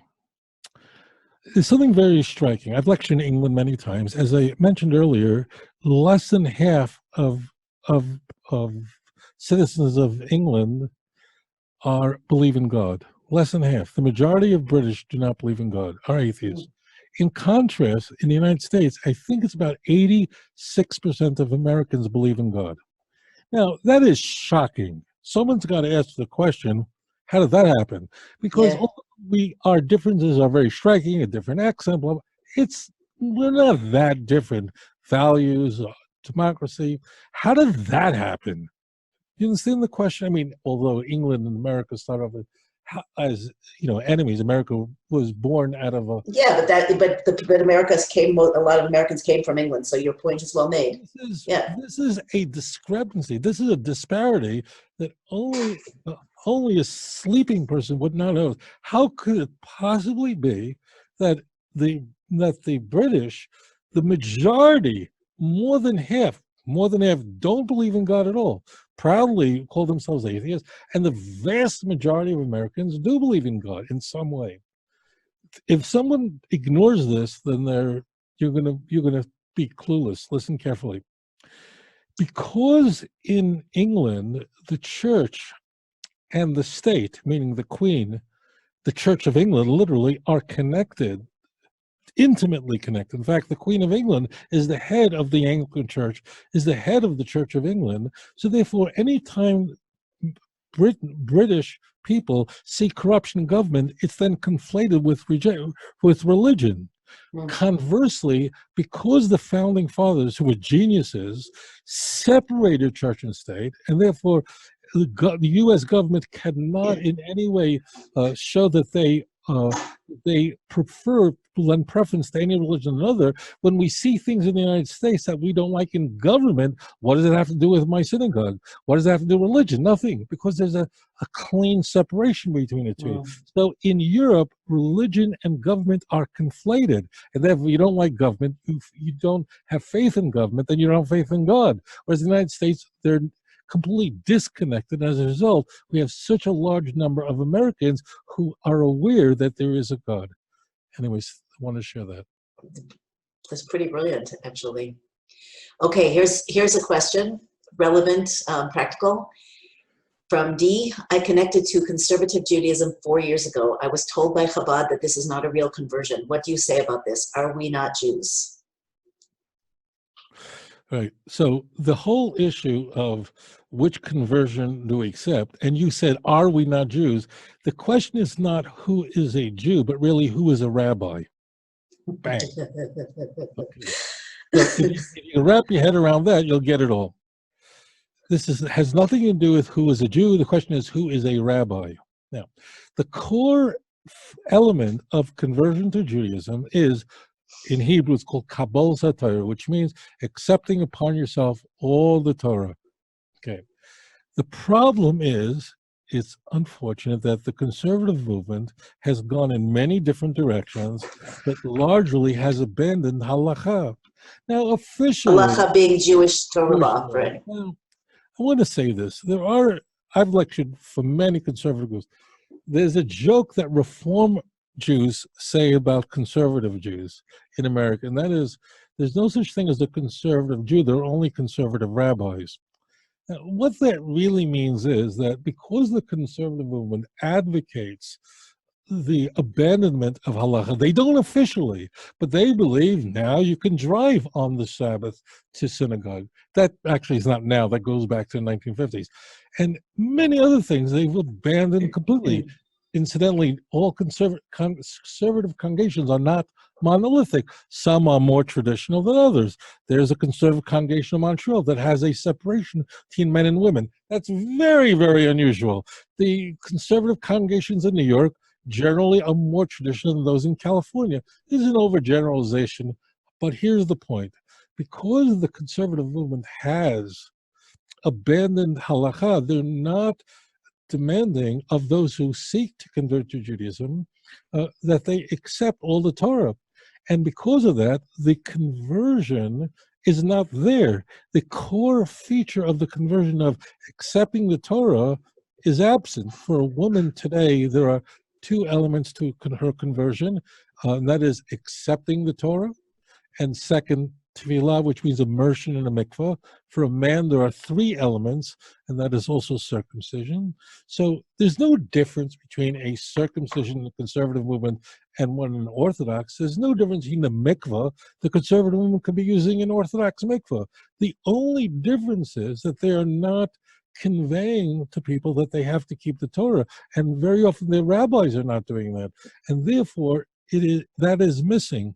The tragedy is that this causes a lot of pain to people in the conservative movement because it's understood as a rejection of, it's looked upon as a rejection of me, that I'm not Jewish. It's because we care, the traditional Judaism, or Orthodox Judaism, it's because we care and we don't give up on you. We're saying, have the proper conversion and have the true accepting of the Torah, because if it is your desire to be a Jew, then embrace it fully with the observance of the commandments. And if you're offended by this, I want you to just think about this. If you're a conservative Jew or a Reformed Jew, I'm just using that term to make it easy. I want to ask you a question. On a typical Sabbath, what percentage of the congregation observes the Sabbath? You know what the percentage is? I don't even need to tell you. There's three people, two old ladies and maybe the rabbi, I don't know, but very, very few in a Reformed temple. Forget about it. So that's the problem. The problem is that these movements have jettisoned halacha. The Reform movement officially did, the conservative movement did by default, and therefore I encourage those who have been converted in the conservative movement and want and say, I must be a Jew. I want you to do two things. Number one, I want you to study your genealogy. I want you to research it a little bit more. And that does not take away from the other element. That is, find a Orthodox congregation, describe your desire to the rabbi. If you're from Philadelphia, Philadelphia has so many Orthodox synagogues. Find one where you feel comfortable. Make sure the Orthodox rabbis' conversions are accepted by the state of Israel. Be very careful of that. It's very weird. I'm not going to go there right now, but it's very important, particularly in the Orthodox rabbi, has to be accepted by the state of Israel. In the conservative movement, it doesn't make a difference, but in the Orthodox it does. And then pursue an Orthodox conversion so that in the eyes of God, your conversion is done properly. I hope that answers your question. It's beautifully stated. Do you help people ever? I know there's many large groups of people and individuals also who deeply want to convert and have not been able to find that rabbi or that rabbinical group that's willing to work with them.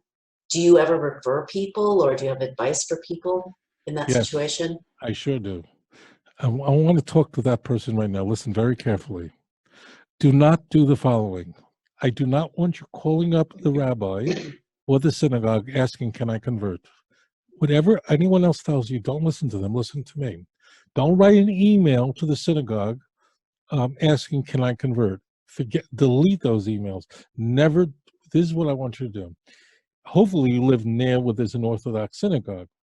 I want you to shop for a synagogue. I'm using that word because I want you to find a community that you're really comfortable with. If you're in Houston or whatever, there are different communities. Find one that you feel, and just go. Do not ask permission. Just attend. Of course, it's a very good idea to read books on how the Jews pray. There are so many wonderful works by Rabbi Donnan, I believe. Will you study this? Have an art school prayer book so you can see what you might expect in the synagogue, and get to know the congregation. Introduce yourself, but never ask, can I attend? Do not ask that question. If you don't ask, it's very unlikely you're going to be told not to come. And then eventually, when the congregation sees you're sincere, when the rabbi recognizes your commitment, you then say, I really would like to convert to Judaism, what do you recommend? Chabad houses, just so you know, generally there are a few exceptions, are just not wired for performing conversions because they It's true. weren't. So I want to just be upfront. I don't want to waste time. I don't want to waste your time. Chabad houses, generally speaking, there are many exceptions to this, but in general, their mandate is to keep Jews Jewish and to reach out to assimilated Jews. And, and therefore, generally speaking, Chabad houses are just not wired for conversion. Now, today, there's so much pressure to convert to Judaism that Chabad houses, their rabbis, are working with other rabbis who are the head of Beth Dins to facilitate those conversions. I want you to be very careful with what I said. I'm just saying, generally speaking, as it turns out, some of the great Chabad rabbis of our generation are performing conversions from Australia to New York. But just generally, if you're out in I don't know what, in Milwaukee, you're out in Toledo, it's more likely that the Orthodox synagogue that's not Chabad will perform a conversion than the Chabad house that's there. That's just generally speaking. I want you also, if there are many Orthodox congregations in the community, I want you to shop for one. I want you to go to different ones. Go online, see when their services are, when their classes take place, and just go. Never ask, can I go? And if they ask you, why are you here? Just say, Rabbi Tovia Singer said I should. And just go, enjoy, absorb it all in. And then at a certain point, you'll feel compelled to join or not. One other point. Your job, if you're seeking to convert to Judaism, is to move ahead with that. But the rabbi has a different agenda. He wants to protect you. He wants to make sure that you don't convert without realizing what's involved. You can't undo conversion. You can never unconvert yourself. Once a person converts, they can never revert back to being a non-Jew. And therefore, rabbis are just, if they're doing their job, they just want to protect you from converting and then becoming a sinner. Right now, if you didn't convert, you can drive on Saturday. There's no prohibition. If someone would convert, God forbid, and then stop observing the Sabbath, then they become a sinner. The rabbi's agenda is to make sure you know what you're getting involved in, that you're sincere, not in a conventional sense, but you have the spiritual maturity to carry this out. The process often takes about 2 years because they're trying to protect you. Because you don't have to become a Jew in a conventional sense to be, I'm going to use the term that means that you'll have a place in the world to come. You don't have to be convert to Judaism for this. This is weird to the rest of the world because the dominant religions of the world insist that you have to join their religions to go to heaven. And therefore, they just think, well, we're the same way. And they're so wrong. It is true in Christianity and Islam, but it is not true in the Jewish faith. You don't have to join the nation in order to have a place in the world to come. That's very important. So important. It's making me really happy to hear you say it also. So the next question is, a person who identifies as Jewish for over a decade and is part of the Jewish community for over a decade and discovers that they're Jewish through an unbroken bloodline, Moroccan in this case, are they required to convert? All right, so theoretically, no, you can't. If you are Jewish already, I mean, let's say you know your mother and grandmother, she was 100% Jewish. No, of course you don't have to convert because a Jew doesn't convert to Judaism. She already is. But so now I want you to first grasp the principle. If a person is Jewish and God forbid they became converted to another religion, that person is still Jewish in Jewish law. They just have to repent and return back to the Jewish faith. But you can't not be Jewish. That means the responsibility of returning back to your faith remains. The problem arises when certainty of Jewishness can't be established, where sometimes there's a preponderance of evidence this person is Jewish. It seems that way. There are many arrows pointing in that direction, but it cannot be ascertained with certainty.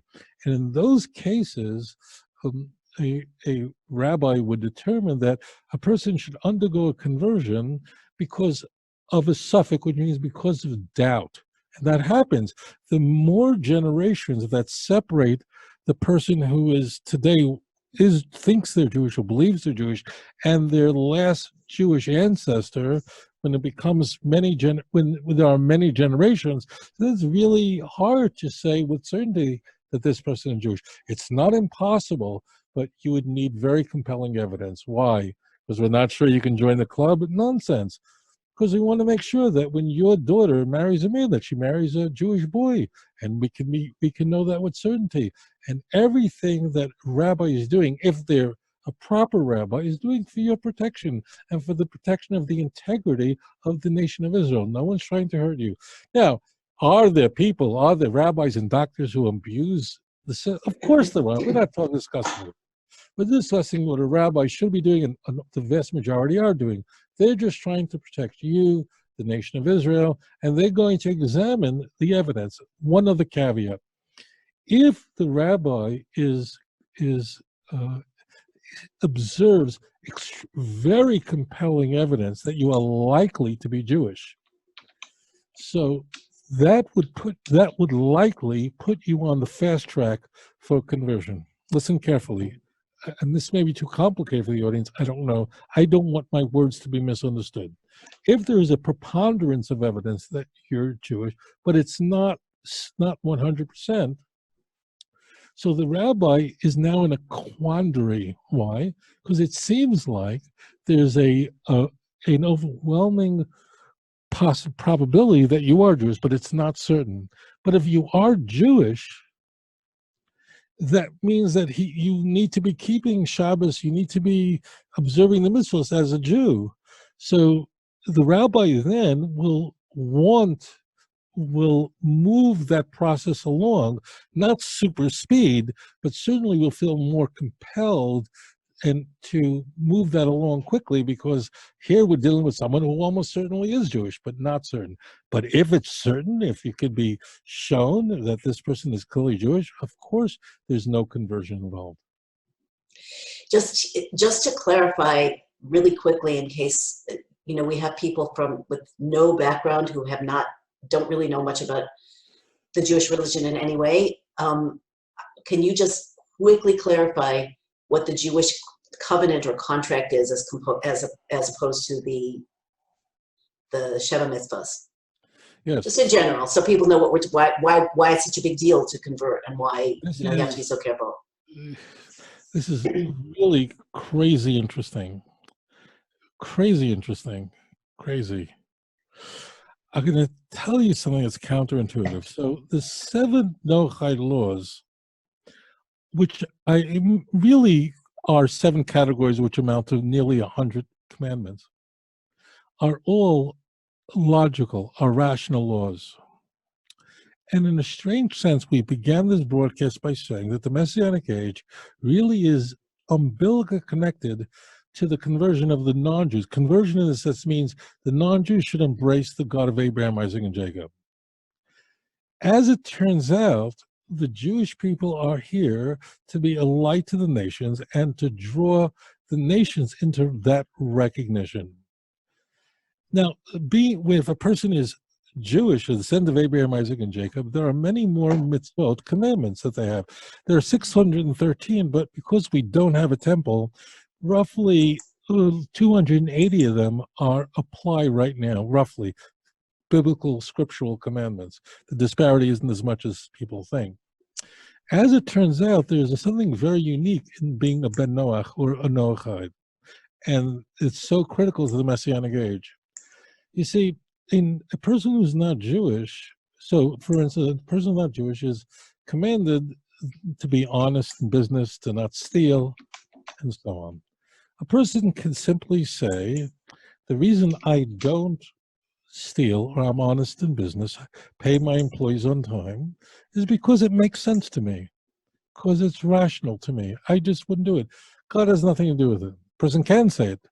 Now, conversely, a Jew who refrains from eating non-kosher food, a Jew who sanctifies the Sabbath by making kiddush over wine, the sanctification blessing over wine, who observes the Festival of Tabernacles with the 4 species, as an example, holds the Passover Seder, he or she cannot escape it. He and she, or she is doing this for God. That means a Jew, in a sense, has a gun to his head. He has to attribute these commandments. Many of them we don't immediately make sense. Why can't I eat horse meat?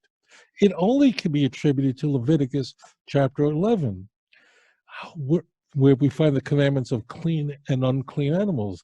And therefore, when a person who's not Jewish keeps the 7 Noahide laws, and those laws must be kept because the God of Israel commanded it, not because it makes sense to me, it becomes amazing. Because imagine a person who's not Jewish and says, you know why, I'm going to be honest in business. Not because it makes sense to me, not because it's logical and I wouldn't do it, because the God of Israel commanded me not to. That person is on the highest level. He's not compelled to make that connection. So therefore, the ritual commandments that the Jews are bound by, some of them are chukim, which means are commandments that we don't have an obvious explanation of why we do it. We don't have there are spiritual, mystical reasons why we don't eat from animals that are unclean. That's beyond the scope. But at first glance, there isn't. Just is what you can't do. And therefore, a Jew is compelled to say that God commanded it.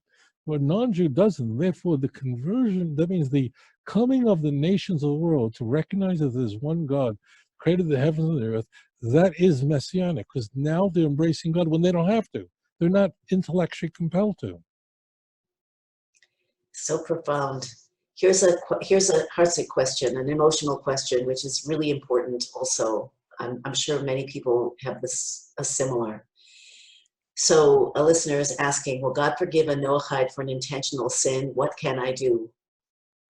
That's really like the core relationship between God and humans, right? Like what if you do something you regret, and then how do you come back? What happens then? I want to be very straight with your listeners. I don't want to be misunderstood. What happens for people who are not Jewish is that although they don't believe in the Christian tenets, they are deeply affected by the Christian culture. As an example, even though you don't smoke, if you walk into a room that everyone is smoking, you walk out and your clothing stinks from tobacco. Listen very carefully. What happens for many people is they have adopted a Christian way of thinking. And the Christian way of thinking is that man is sinful. Judaism has a message for you. Listen carefully. Sin is not a person, it's an event. And that event happened yesterday. Yesterday ended last night. Today is a new day. Sin does not define who you are. Now, sin is very important to address it, but we know from Scripture that if a person does tshuva, returns back from his ways, and returns back to the God of Israel, that he will be forgiven completely. Do we need a better example than the people of Nineveh? Why Nineveh? Why was Jonah sent, the reluctant prophet sent to Nineveh?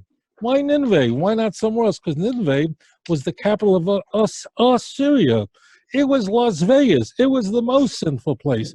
And if God could forgive the people of Nineveh, these were the worst people. This wasn't like Ohio, a mediocre place.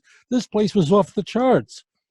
If the people of Nineveh could be forgiven for their sins without sacrifices, with any of that stuff, by repenting, see Jonah chapter 3, verse 10, then he can certainly forgive you. I know what you're thinking, not because I'm so smart. The prophets tell us that the reason why people might not repent because they feel that God really would never forgive me.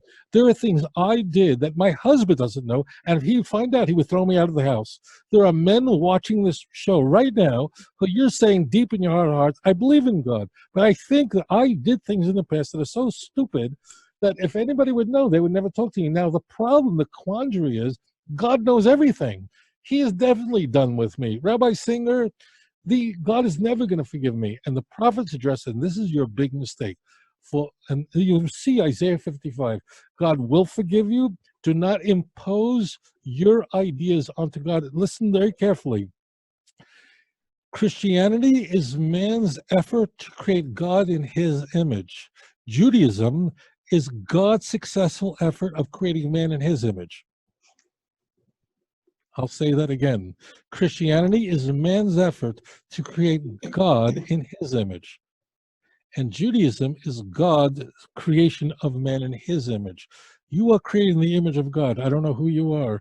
HaKadosh Baruch Hu will forgive you. Although you haven't forgiven your sister-in-law, you haven't spoken to your brother in 10 years, and you won't talk to your dad. I don't know, but you have somebody you won't talk to. Because we sometimes can't forgive or are unwilling to forgive, we then impose it onto God and say that God will never forgive me. That's what Isaiah 55 is devoted to, that horrendous thought. So I want to say this. The reason why Isaiah, a blessed memory, uses language, wash yourself off, touch nothing unclean, is because we can embrace the Jewish faith and Jewish beliefs, but we still stink from the tobacco of the Christianity that we were raised in, that culture, that mindset. What I encourage you to do is to wash yourself completely, divorce yourself of that whole worldview, separate yourself from it. In a sense, it's more difficult for a former Christian because they're so intoxicated with the culture of Christianity, whereas someone who comes from no religion, it's sort of a blank slate, and a person in China could easily wrap their heads around this. Sin is not a person. Jettison that completely. It's an event. That event happened on another day. Today is a brand new day. It's time to come home. Wow. Okay, I think I have one final question, just because I don't want to keep you forever. I sort of do, but just looking in the macro level of from your perspective, everything that you've been experiencing over the last 40 years, what you observed from your awareness of Torah, what you observed through that lens as a human being in Israel, outside of Israel, in the world, as somebody asked, in the Muslim movement to Scandinavia, in events in the US, all of it. How would you describe where we are, number one, in the Geula process? And number two, how would you describe what needs to happen next? And number three, what can each of us do about it? Just a little question. Yeah. As long as it's, wherever you want to go with it. So just I apologize, but I don't want to, each question is so powerful that I just start thinking about the next question. The first question was, please repeat that. But these are the questions of the universe. Let's just do one. Let's go. Okay. Okay. So a viewer asked, and I'm not looking at the question right now, so I can't quote exactly, but she wanted a while back, she wanted to ask you to comment on the movement of the Muslims to Europe and Scandinavia, and how does this mesh with redemption? That's just a detail, a prot in the larger question that I want to ask you. How do you see? You said in the beginning that we are in redemption. We are in the Messianic era. There's no doubt in my mind about right. it. And Lubavitcher Rebbe said it so many years ago already, almost 30 years ago. How do you see where we are in that process? That's the first question, both from the perspective of prophecy and your own experiences and viewpoint. Sorry.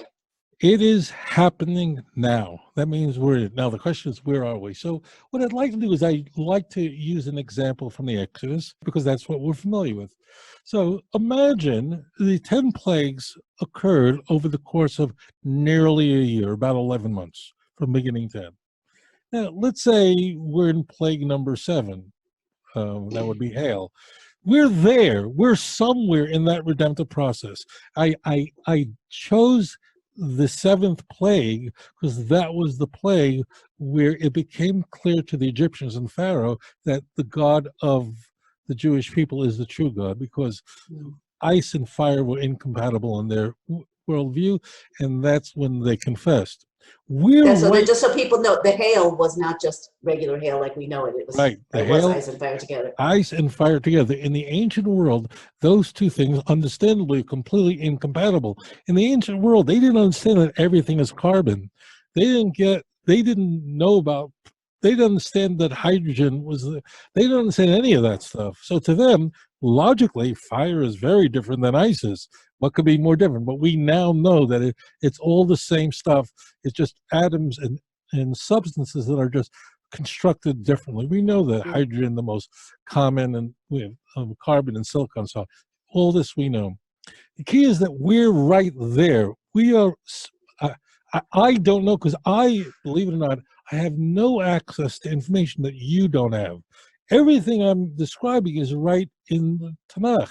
I deliberately tell you the passages, where to look it up, because I want you to get so excited about Tanakh to study it. But guess what? I don't have a secret Bible. I don't have verses that you don't have. So I don't have access to the information. Now, there's another caveat here. We know from Isaiah and others, but the most important passage is from Isaiah 59, that it is the repentance of the Jews that triggers the Messianic age. Uvo l'tzion go l'shavei feshev Yaakov nom Hashem. You say it every day.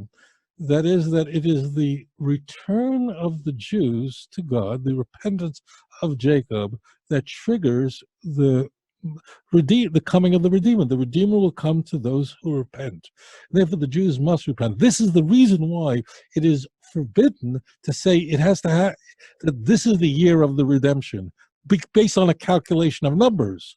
Can't do that. Why? Because then you're throwing out Isaiah. It's not based on a calculation. It's based on the repentance of the Jews. When we say we are now living in a messianic age, the messianic process unfolding has nothing to do with dates. It has to do with what is happening, and that, as the Talmud tells us, it is all over the Navi, and that there's no greater sign of the impending redemption than the return of the Jews to their land, and that the land gives forth its produce. If you want to know we're in the messianic age, go to the shuk, and you'll see The market, yeah. And if you want to talk to God, go to the kotel, and you can encounter it. The point is that the signs of the Messiah are here, not because we're rewriting old texts, because the texts of the scripture going back thousands of years, and of Chazal, our sages of blessed memory, who are just really reflecting what it says in scripture, is unfolding today. The return of the Jews to their land, to Yerushalayim. Remember, Israel doesn't belong to the Jews, and Saudi Arabia doesn't belong to the Arabs. Ki li kol eretz, the world belongs to me, God says in Exodus chapter 19 and Leviticus chapter 25. And God says that this land belongs to I'm giving for the Bnei Yisrael. That land is for the Bnei Ishmael. That's it. He's the boss, not us. And therefore, when we see that the land is giving forth produce, the Europeans are threatening the Jews that they're not going to allow our products, our avocados, to go there if we expand settlements and all this baloney.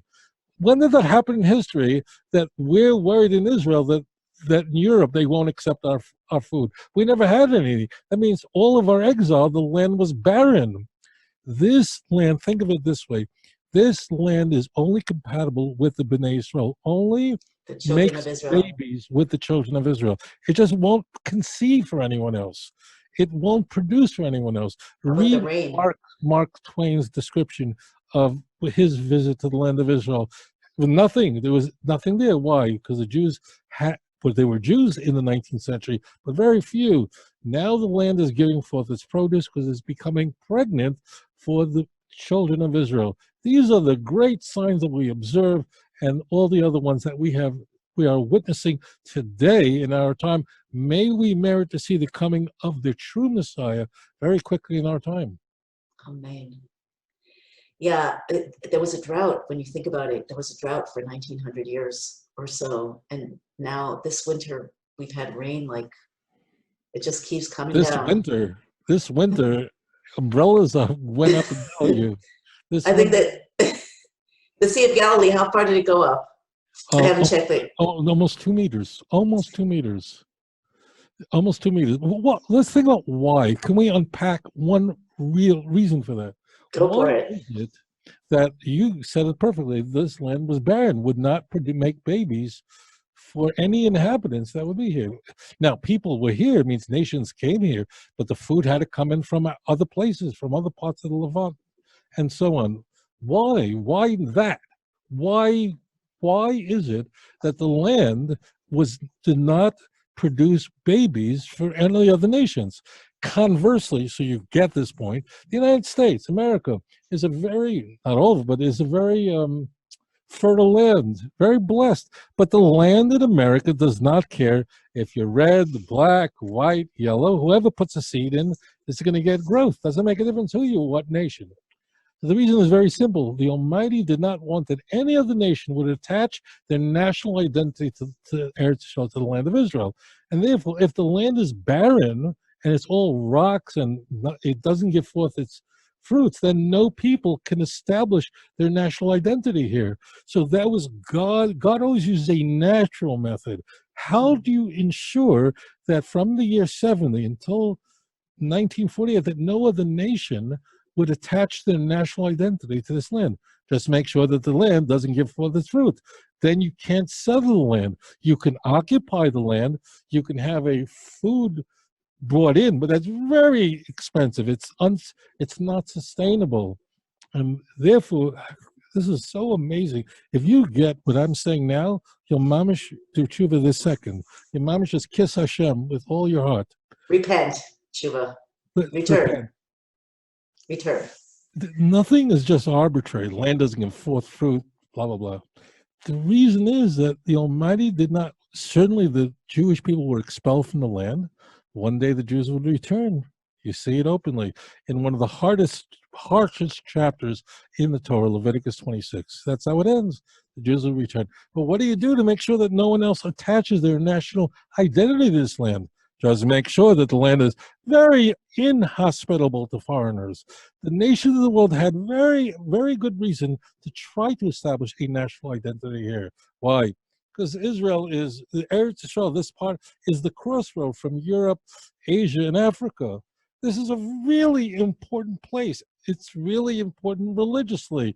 And if you're not sure I'm telling you the truth, think about it. How many times was this land conquered by the nations of the world? But they never established a national identity. This part of the world was just part of an empire of somebody else, the empire, the Turkish Empire and other empires that preceded it.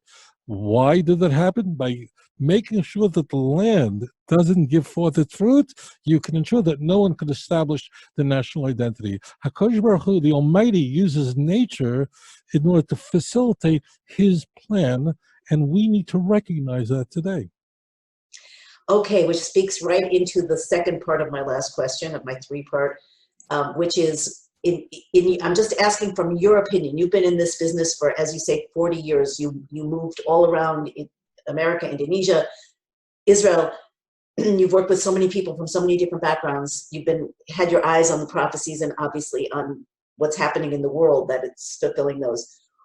What do you personally see happening to facilitate this awakening movement? Yeah, what do you think is next? And I guess I'm going to ask the third part with it and tell me if that's too much. How can we, okay, let me just back up. The Torah says, the Torah teaches that when it comes to prophecy, the positive prophecy must be fulfilled literally because it's God's vision and there's no question about it. But the negative prophecies are here to create an effect on us, and therefore they can be fulfilled in other ways, not necessarily literally. Like they're different versions, as you know, I'm explaining to the listeners, they're different versions of how things can unfold. So what do you see happening next to facilitate that global awakening, the movement from 7 to the total redemption?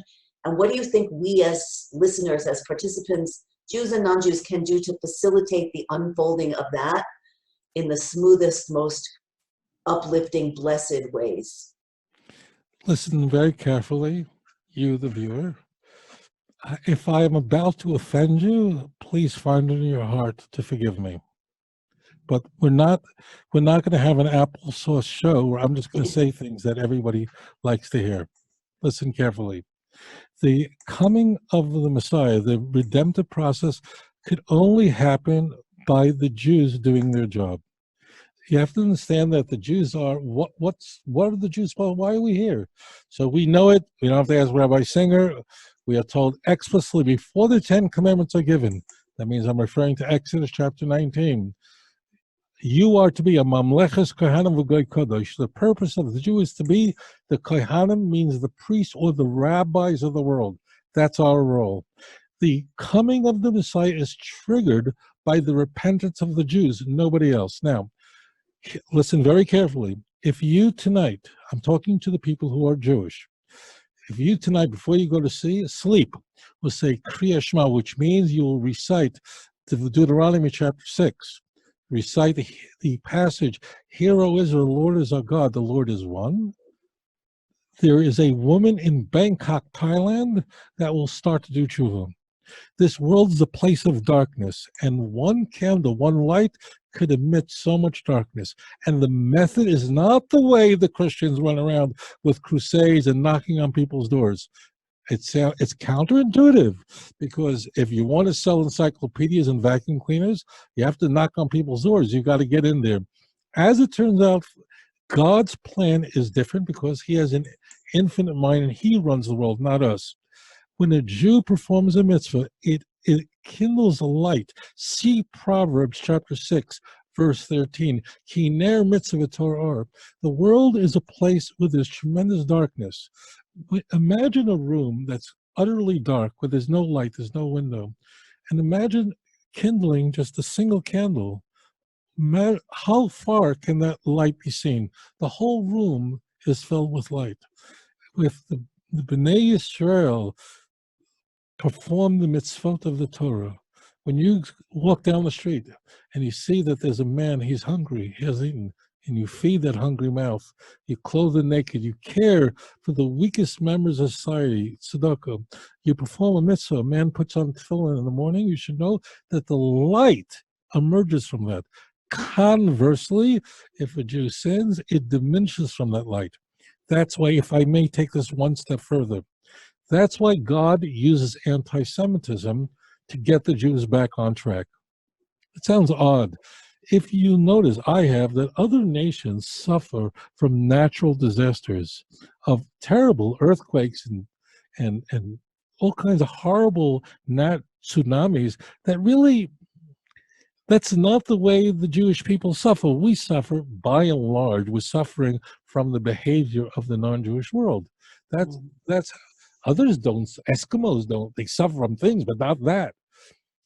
That doesn't mean that there's no Jew in a place where there's an earthquake. But Jews clearly suffer from the behavior of the non-Jew. Why? Because we really trigger it. This is going to be very weird to you. Listen carefully. When we turn our back on God, heaven forbid, when we don't observe the commandments, the light is diminished, meaning the non-Jew does not have a way to go in the correct direction, and he turns against God. If you turn against God, what did we say in the beginning of this show? That he turns against the Jewish people.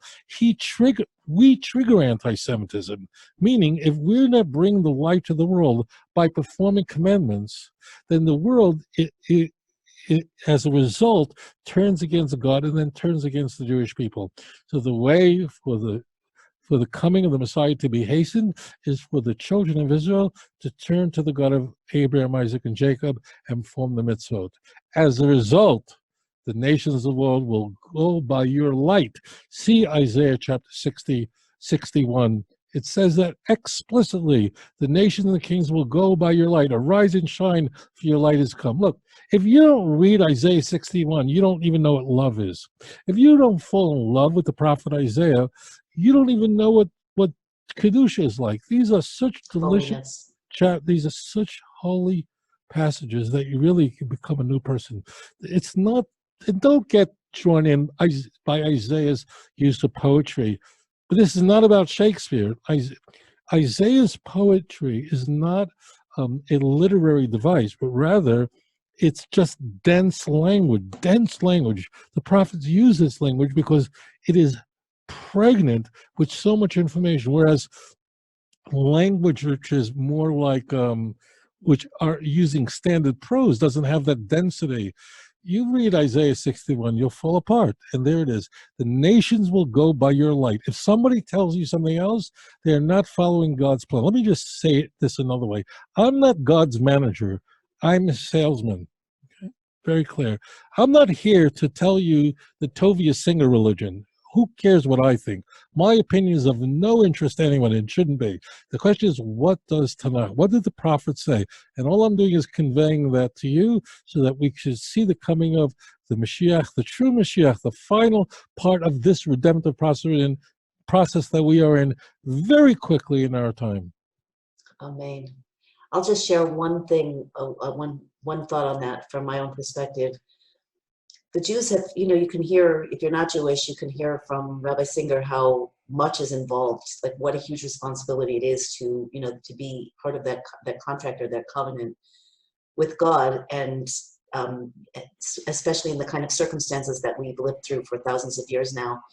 And many Jews are tired, they're weary, and it's really hard, after thousands of years of persecution and so on and so forth, which the point that I'm making here is, for Jews, when Jews see that non-Jews are looking for Torah, when they see, and sometimes in such beautiful, unbelievable ways, some of you are so beautiful, your souls and hearts are so open and incredible. So when we see that, it opens our hearts too as a nation and as individuals. We see and feel the fulfillment of prophecy through you, and that arouses us to that. The real meaning of tshuva is to return to our source, to return to God, to return to destiny, to return to the mission. So we are all in it together in such a real way. Anyway, I just wanted to add that from where I'm sitting. It's not that anybody's not part of this, everybody's part of it. There's just a structure, and that's what Rabbi Singer has been laying before us in such a compelling and beautiful way. So with that, is there anything else you feel that I don't want you to leave wishing you would have said something else. I want to say this. I'm not asking for any donations. Don't buy my books, nothing. I'm not here to sell anything. I have a website, outreachjudaism.org. Wait, say it again. Say it again. Outreachjudaism.org. Okay, we'll link that up. Dov, can you link that up, please? And one other point. I have a YouTube. You are watching the show. You have many questions about different topics that we just touched on in this fantastic program we've done together, but we're not going to be able to address all of them. If you go to YouTube and just look up my name and whatever the topic is, I have nearly 1,000 videos on YouTube, and it's very likely that you'll find where I did a show and broadcasted a show that extensively covers that in depth, and I surely encourage you to do that, because that's a tremendous resource. And I want to take a moment to thank you for devoting your life to bringing the redemption, bringing awareness, and to be, I really enjoyed this interview because you're so sensitive to the needs of the world that even when I use a Hebrew word, you're so worried that, God forbid, there's someone watching this show in somewhere in South America who's not familiar with it, and you right away jump in to make sure that you've translated so that person understands.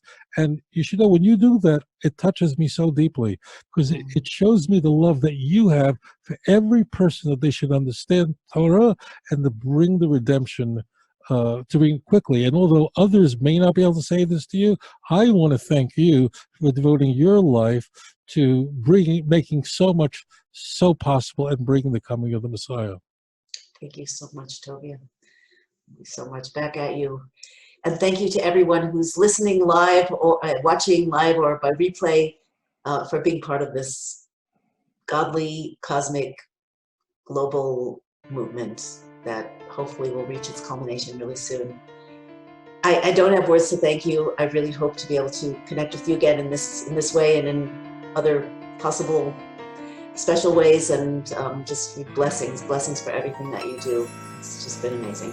אדון עולם אשר מלך בטרם כל יציר נברא ואת נס